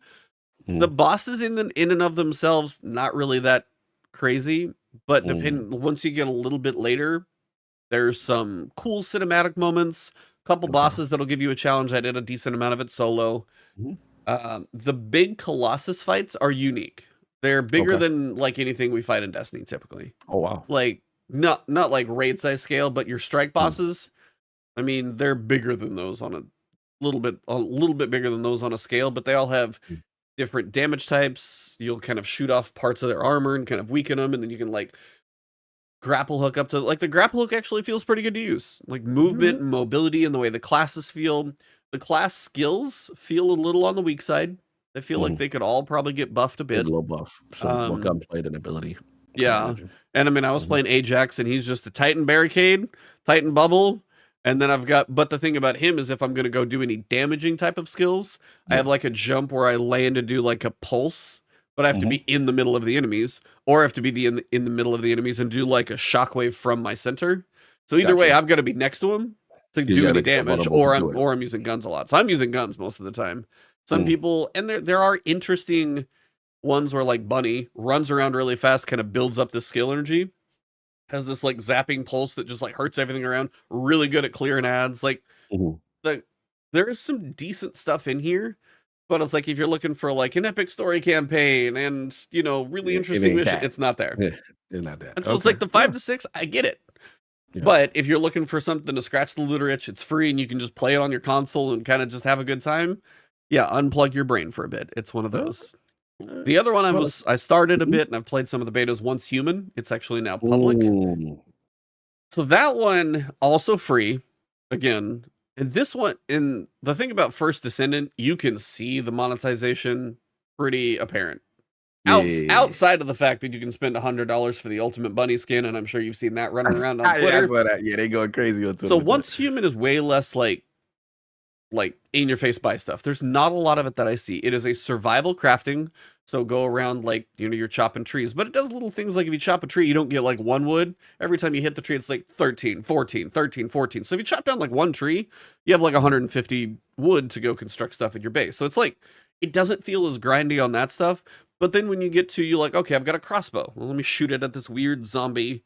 Okay, that's not a zombie. That's a guy standing there with a spotlight for a head. So it's this weird kind of horror amalgamation, but paired with like technology. Because like one of the first things you fight is like a radio tower that stands up out of the ground, and then you shoot the radio tower like dishes as crit spots. So it's got this. There's one point where there's a bus that has 6 legs, like a bug, but it is a full size bus. So the legs are even bigger. Every so often the bus will stop, kind of get down. You can walk on the bus and it will go like doom, doom, and you're just going along on the weirdest bus ride you've ever seen, and it's going down the street, and then it's like stop in here, and then you can get off. I'm like, this is so weird. I'm seeing a house with that right now. That is crazy. So then, but I mean, you can build a multi-story house. Like very early on, you get a motorcycle, so traversal is actually pretty fast. Start moving around the world, and it's a big world with like, I mean, you look at the skill trees of things that you unlocked and things that you can build and the different types of ammo and weapons and upgrades. The game is insanely deep, like really, really deep for tiers of weapons that you'll get. And then you've got armor and crafting, and there's I mean, they had multiple closed beta tests, but I mean, I've messed around up to like level 8 or 9. There's people like, 50, 55. The world is massive. It is like, if you're looking for a survival crafting open world kind of MMO thing, it doesn't cost you a penny, and you can actually go do so much. Like, now, granted, I don't have a voice when I'm talking, so it's a little unpolished. So it's like both of these games are free, but they are unpolished. They are not refined, like they're not refined yet. Refined box products that you should be paying for. But in the Right. other side of things, the systems that are there, the combat in First Ascendant, the Essential. boss fights in First Ascendant, the depth, the crafting, and then even just like I shoot a crossbow at an enemy, I walk over and loot the body, and I get my arrow back in once human. It's the minigun that a boss is holding. At one point, you can hit him enough and stagger him. He drops the minigun. I pick it up. Sounds like a freaking minigun. So it's like these games don't cost you anything, but also they are reasonably unpolished. So it's like you see a 5 or a 6 out of them. I'm like, I totally get that. But if somebody wants to play some of these things for free, Once Human, I think, is PC only. That's probably why they are doing what they're doing, I think. Yeah, barrier of entry lower, but at the same time, in fairness to both games, these are foundationally, in the beginning, generally looters and these type of games take a while to build. Let's be honest. Even Destiny at its base level, even though it was more polished than these two, but it wasn't what it became, what we know it becomes. So in fairness to it, we'll see. And it's seen everyone's going to the free to play model. The only thing is, I wonder on how sometimes they make the money. Now, granted, I know when you buy $100 bunny skin, that's how they're making money. Once Human, it's less clear how they're making money. So I don't know if they just, I don't know on that one. But it's this weird thing where we get there done talking about Final Shape and the beautiful cinematic nature and this like curated experience that you get. And it's so good in these emotional moments. Sometimes people just want to like chop down trees and build a base and shoot some guys and turn their brain off. And if and that's the thing, it's like the combat in both is where a pretty good amount of the focus is. Because if the combat sucks, you're not going to want to do anything. But if the combat is decent in both of these, whether the mission structure is boring, but then you kind of go through and do like, there's a foundational level that doesn't suck. Whether the, glitz and glamour of the story or the voices that don't quite mesh with the faces, all of that stuff. Like, I mean, it's like everything you can think of. It's all there because you're laughing. But if that is stuff they work on polishing for however long they come, and then eventually you get to a point where, hey, somebody jumps in and you're like, hey, do you want to jump into my server? You go through the entertaining story, like the early story tutorial thing, and then things start to work, and that's stuff they get to later. But like building your base, shooting the guns, crafting, if those systems function from the go, there's something there. And it's like, it's weird that both of these right now are free, unpolished, but kind of getting an audience. Because both on Steam were over 100K. Yeah, the engagement. Which goes to show that there is some, compellingness with the free-to-play model. No barrier entry, but they're right next to each other. Right? Yeah, Once Human just hit its peak, 147,000. That's the highest it's been, and it's been climbing for the last few days. And then First Ascendant's at 164. Now, First Ascendant, I wonder, when you beat the campaign and then you get to like hard difficulty, every piece of gear starts dropping at 100. If people get to that point and then they're like, oh, I want to open a First Ascendant, I'm trying to put this guide into words that make sense. But if I take, hold on, I want to show you, I want to see if I can, hold on, I'm going to send this to you just so I can get your reaction. This is like how to unlock any Descendant, but this is... All right, let's see. That man got the thesis. This is literally like, so if you're going to open a Descendant, they have 4 different parts, and outside of the first couple, then you got to go get all the pieces to research a part, and then when you have all 4 parts, then you can research the Descendant. But you want to know an annoying thing that I found early on? The number of Descendants you can have is limited unless you want to buy more capacity. So even if you go through and research and free to play all of them, you will at some point hit a cap where you can't even unlock all of the Descendants for free. Now, granted, if you unlock all of them at that point, yeah, you probably owe them like $10 because you've been playing that game for like 2,000 hours or something. But and I think that's one of the things in Travis' review he talked about. He tested the grind with not trying to spend money. That's what I'm doing. And he was like, yeah, bruh. He's like, this is wild. Now, they just buffed like one of the resources where you have to go to these vaults where you do a little like clicking minigame and timing thing. They buffed that by like 300% of what those dropped. Okay. And that was like one of the pain points of like, because you have to find like random keys just by killing stuff. And then you open the vault. Now, there's one specific Descendant, which you need to unlock pretty like as a priority, because when they interact with these vaults, which all of them probably need a little bit from, he makes the vaults easier and gets more from them. So it's like he needs to be a priority, but it's like weird that that's his like side piece bonus or whatever. It's like there's a lot to these, and it's so weird. But they both right now sit at 150,000 concurrents on Steam. It's like that's nothing to sneeze at. It's so no, that's huge. That's a big deal. So, the key is going to be, especially with a lot of these games, is also You know, it reminds me also, what I love, remember Outriders, right? We like, yo. Dude, I mean, that game, I would put polish above both of these. Yes. Because it really was. So. Like, I mean, the systems worked. I mean, the mod system in that game was still one of the best mod systems. No question. Period. And that's the thing about First Ascendant, though. The builds that you can make, because you get a mod and you're like, hey, it increases attack power, but you can increase the, like, performance of that mod at tiers. And they start going, some are like exponential, which get to be like your shield, like, oh, raise your HP by like 12%, 20%, 35%, 50%, 70, 100% shield. Like you start doubling. And when you're at like level 100 for your guy, all of a sudden when you double this, you're like, I am really powerful. So it's like, and if you lean into mods and kind of understand the modding system of not just, hey, go try and pick a few mods because you have like a mod capacity with everything has a cost. It's kind of like our armor slots. Same thing. But instead of so if you took, say, it'd be like in Destiny, if you took a Surge mod, and normally, you know, say it, I mean, these are the wrong numbers, but say it was like 5, 10, 15%. Right. But the Surge mod maybe costs like 1 energy. Well, maybe if you level that thing up, now it costs 3 energy, but now it's like 15, 30, 45% damage. So if you invest in even just the mod, then the mods have more value. Gotcha. And then the weapons, the perks, you can re-roll the perks on the weapons for a currency, but then you got to research that. So there's like, so your ability to min-max is going to get down to the tiniest little minutia. And there is a point where many people are going to find stages where they tap out. I think Once Human, being as just such a big open crafting kind of MMO survival crafting thing, I think that survival crafting thing will have longer legs.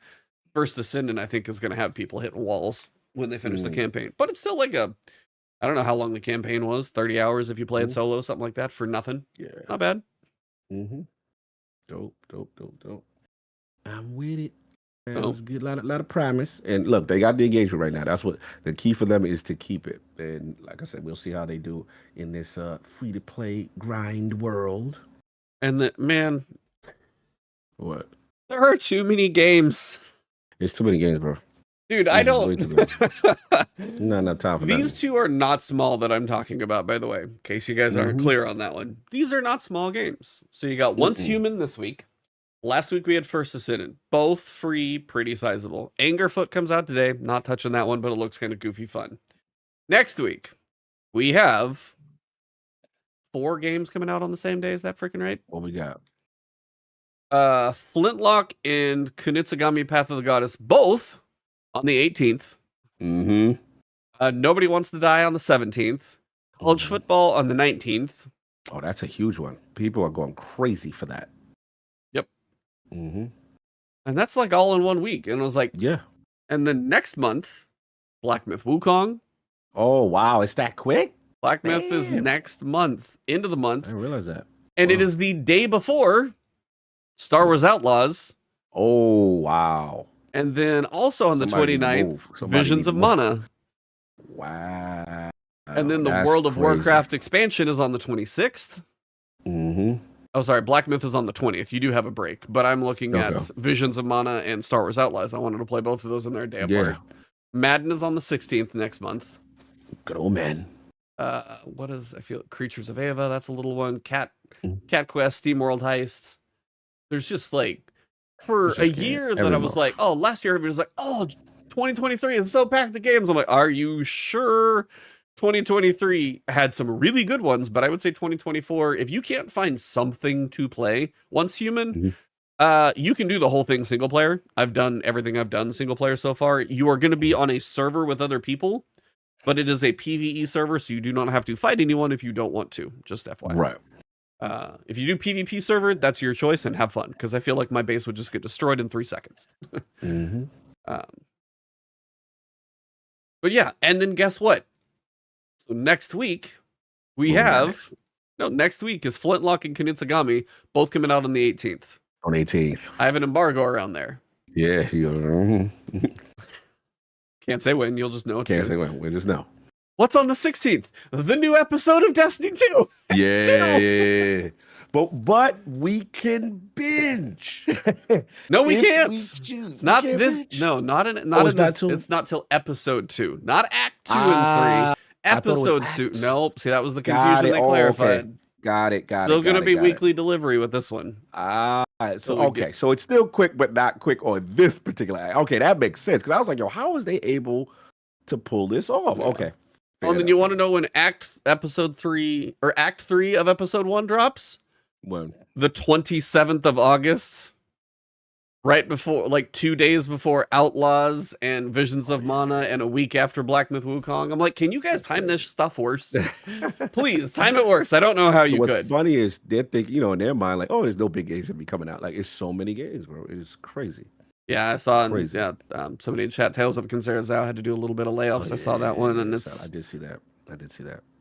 I mean, I just don't know what sales were like on that one. It's like, it was a good game. I enjoyed it, but it was, I just don't know if there's too much going on. And I think right now that's the hard, if you don't get a breakout hit right now, I mean, do you see stuff on Twitter? It's like, yeah, this, what was there's one I think I even got a code for too. Because it had David Harbour, Jodie Comer, Alone in the Dark, that studio. Oh yeah, I was shocked by that because I saw a preview. I was like, damn, it looked like it had and then potential. something else.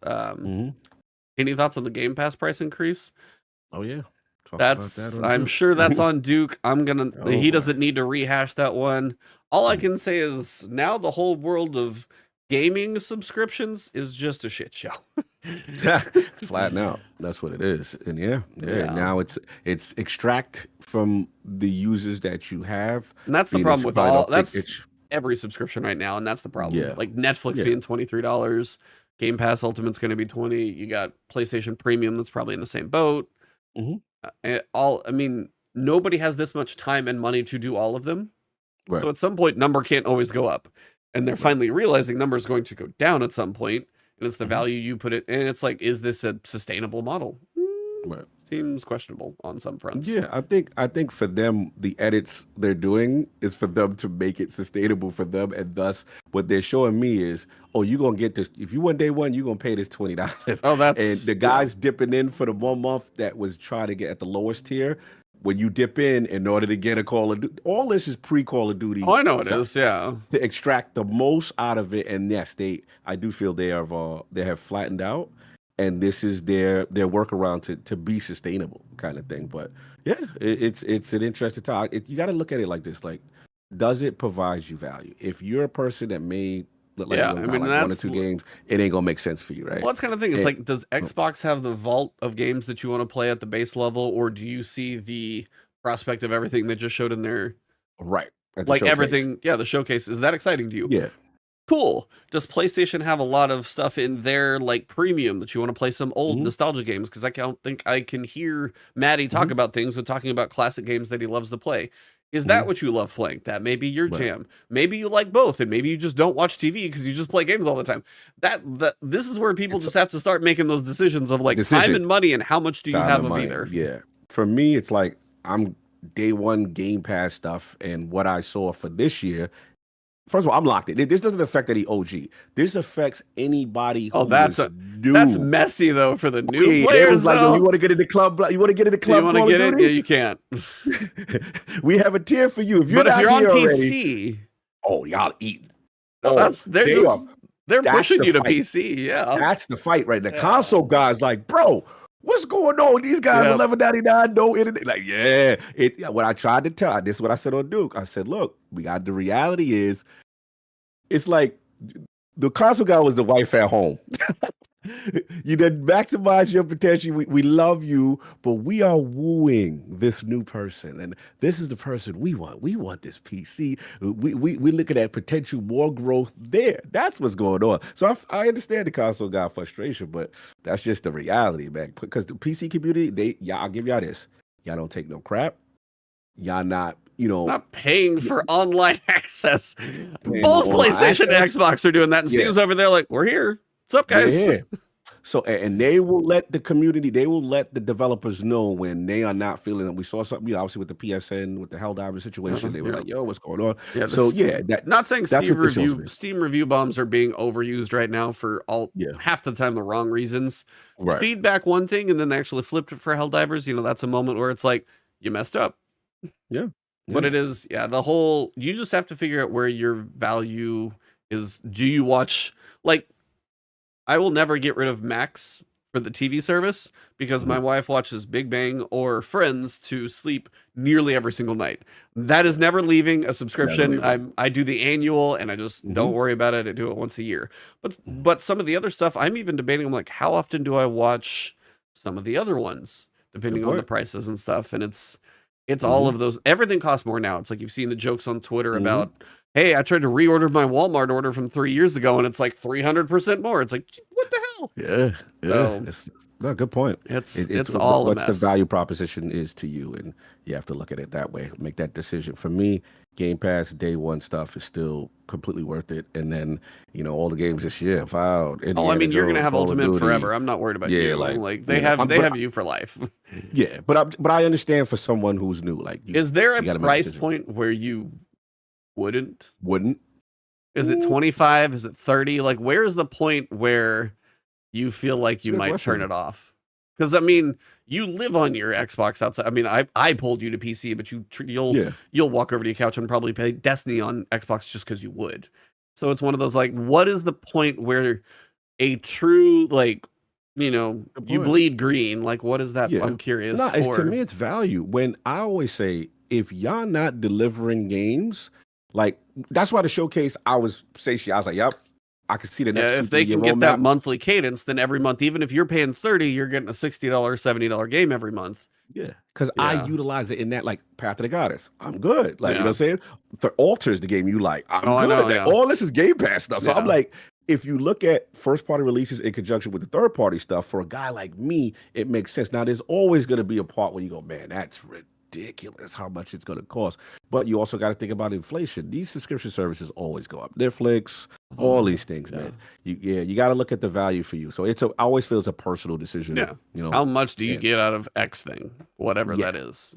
So for me, to answer your question, the minute cadence game releases are not happening, and I'm not seeing, like, everything they showed comes out for a couple years, and they're like, all right, we're gonna bump it up to 30 down. Their slate's like empty. You're like, see ya. And you have a year like 2022 where they're like, no Starfield, no Redfall. Yeah, here's these crackers. Go work this. No, you're not gonna get. Nope, you're not talking to you for a month. Yeah. Oh, and then they're capping how you can only go 13 months out. There's no saving on. I mean, that's the thing. That the writing's on the wall with that one is there's another increase coming because they don't want you to be tucked in too long. I mean, they're all doing it right now. So it's just be smart with your money. If you find a good value in what you spend it on, no one should tell you different. That's up to you. Yeah, that's it. Also, please don't like pay homage to a plastic box. All of you, stop that. Whether it's a PC, a console, it doesn't matter. Who's really out here fighting with each other? That's the part that it's so dumb. They be real serious. Yeah, and then all the companies are like, you guys keep fighting and we'll take your money. Yeah, they don't care. They just want money. So they are all corporations making money. All right. Well, I'm going to probably take my crampy calves into the other room. Let's go, birthday boy. What you got lined up? As we Not a lot, honestly. Keep the low key. Well, my wife is in the middle of rehearsal. She will do musical theater every so often, and she kind of got brought out of retirement last year, and she's done a couple. So she's rehearsing for a show. And like tomorrow's her one day off, and then she's got 9 days straight of rehearsal, and then her first couple of shows, and then she's been rehearsing for these days. So like tonight she's got rehearsal. I'm just gonna chill. I'm gonna work on my video that I'm trying to put together for First Descendant. Tomorrow, honestly, my wife's like, "Do you want to do anything tomorrow?" I'm like, "You need to rest." So I'm like taking me out of it.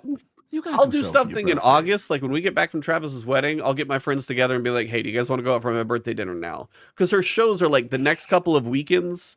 It's like the 21st weekend and the 28th weekend. And then we have the wedding shortly after. So it's like we are back to back to back. Back from the dead, you're gonna get banned. You're gonna get banned. Well done, Steak. With anyone, yeah. Look, I gotta confess, man. No. The boy E put me on. I had the most succulent of steaks, and we did it without the A1, and he was very proud of me. And I had to bend the knee. I was like, nah, this is official. Didn't need anything. So yes, we're past that now. Yep, that was a good joke though. Yeah. Yeah. So that's it's gonna be. She's very busy with that, and her birthday was 5 days ago. Gotcha. So we went out last weekend for her birthday with like our couple pairs of friends that we have, or like the 3 couples, and we went and had like. Last year was both the same month. I am 360 days older than her. That is wild. So there are 5 days we're the same age, and then I go back to old man again. Y'all the same sign? Yeah, we're both Cancers. Yo, I didn't even realize that. Yeah. That's dope. How rare is that? Damn. That's ill. Yeah, I like that. it's kind of one of those. But Mhm. so yeah, we did that last Saturday. We did sushi and hibachi. So I mean, we had a nice dinner with friends for hers.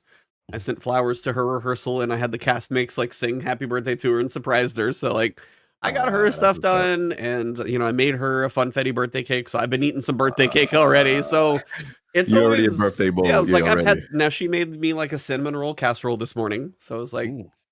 so it's 2 cans of cinnamon rolls, chop them up, put them in a pan, and then it's a little bit of butter, a little bit of milk to kind of have everything come together. But yeah, it's a cinnamon roll casserole. How do you go wrong? I love cinnamon rolls.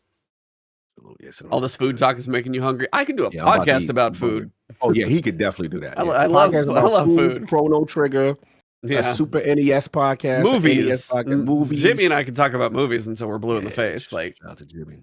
Mhm. Now, thank you guys. But I was Travis is traveling. I know we didn't mention him because we went straight into the interview, but he is traveling for stuff.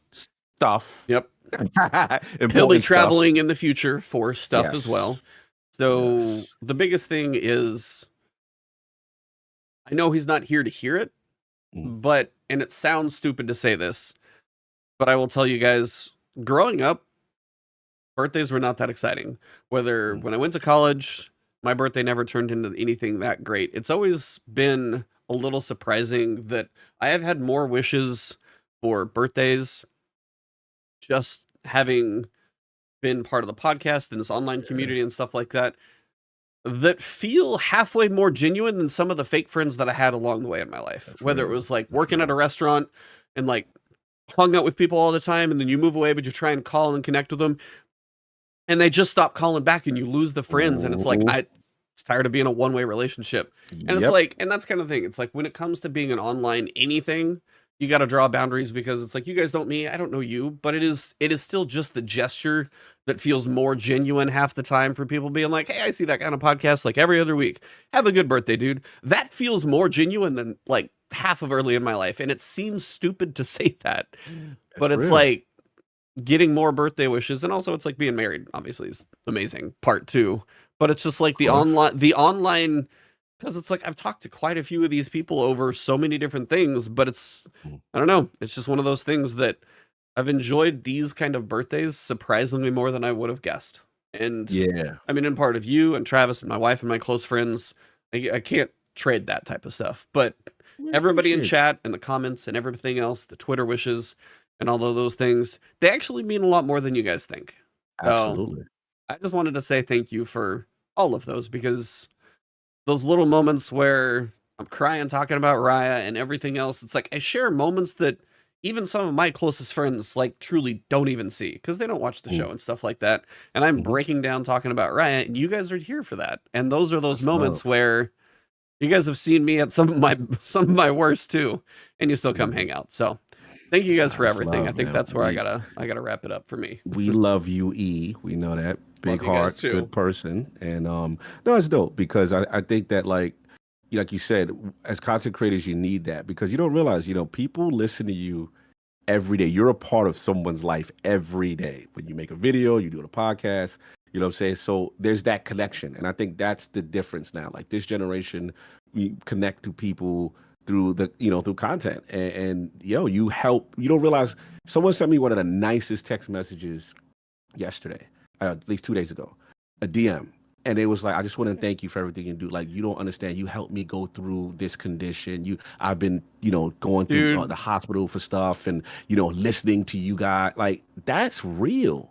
You know what I'm saying? Bro, that's the effect you have on people. You never forget that. And like you said, it's so cool to get you. Sometimes we don't appreciate it enough, and to see that love come in. Yeah, you got to receive it, man. It's well deserved. No, I will say I got a DM recently. I'm not going to call out the name, but I got a DM, and it was a thank for content type stuff.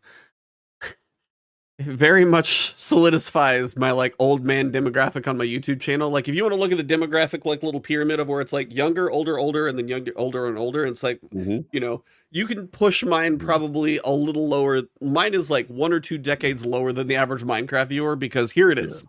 Not sure you read these, but thank you for all your work on Destiny. The wife and I get a lot out of them and watch regularly. They say their gamer tags. We are both over 60. So if you want mature gamers to play with sometime, drop us an invite. And I kid you not, I'll be live streaming or whatever, and I'm checking age and I say I'm 40. Half of my chat's like, that's cute. I have no idea why so many people that hang out in my chat and my streams and my comments, I have found the mature gamer audience.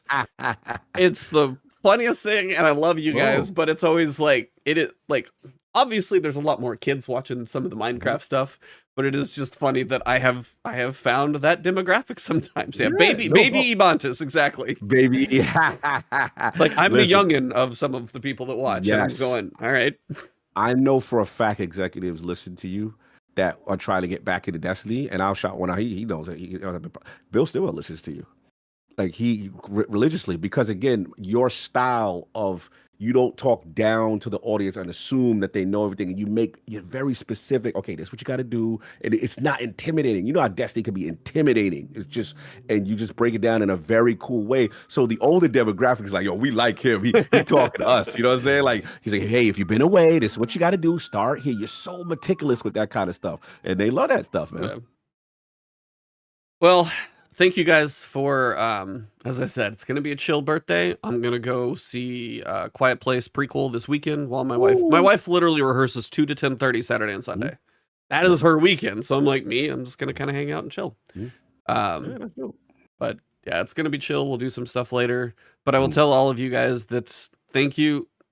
Thank you just for truly everything. But the fact that this journey has been going on as long as it has been, still surprising, because my degree is so far removed from what I'm doing now, and to have a chance to do any of this, and obviously a wife that helps make any of this possible. Yeah, we're very thankful over here. So thank you guys.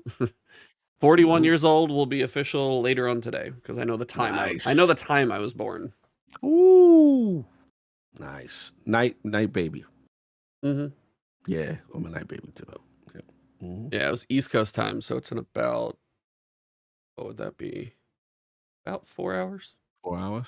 Yeah. Oh, so you're born like around on a 7 p.m. Eastern kind of day? Ish, yeah. Ish, yeah. I was like 9 p.m. on a Monday. On a Monday, I was born. 41 with the baby face. See, I shaved. I shaved for the podcast. And then what you got to do, you got to find one of those aftershaves that's like a little bit of moisturizer. Like, this is the only part of me like this that will probably have moisturizer on my body, because I'm not one of those, like, I will say, like, I feel like there's a joke, some comedian does it really well, and it's like they joke about, hey guys, you can use lotion outside of, and they kind of circle the crotch zone as a joke. You can use lotion out of there, and like if you got like ashy elbows or anything like that, it's like, it's actually good for you to do that type of stuff. Yeah, and we need those over here. Yeah. So it's like one of those things. We need a beard Bontis. You ain't never gonna let that thing go? I did it one time for a month. I did No Shave November one time. Now, I also didn't keep or trim the beard because I was just letting it grow. I wasn't shaving. It grow out. Yeah. If I ever do that again, but my wife is not a fan, so it probably won't happen, I would need to, for one, beard oil. Holy crap, that made a difference, because I have never itched my face so much in my entire life. Oh, that was awful. But about halfway through, I was like, I got to do something. So I looked up beard oil. I got some, and I started putting it on. That made it way more manageable. So that was huge. Funny thing is, right now, I don't know if you guys can see, the grays literally stop here. So I have the Mr. Fantastic sideburns going on right now. I got the fantastic sideburns going on right now. So I'm pretty sure it would be a salt and pepper through here. Yeah, you too. Right here. And if I let it grow, then they like, hey, what's up? Remember how old you are? When's the last time you grew your hair? Because I want to see your hair actually grow, man. Oh my god, I can't stand it. It gets too ridiculous. I hate it. So yeah, I don't even allow people to get that opportunity. I think I did it one time back in the day. I was like, I hate this.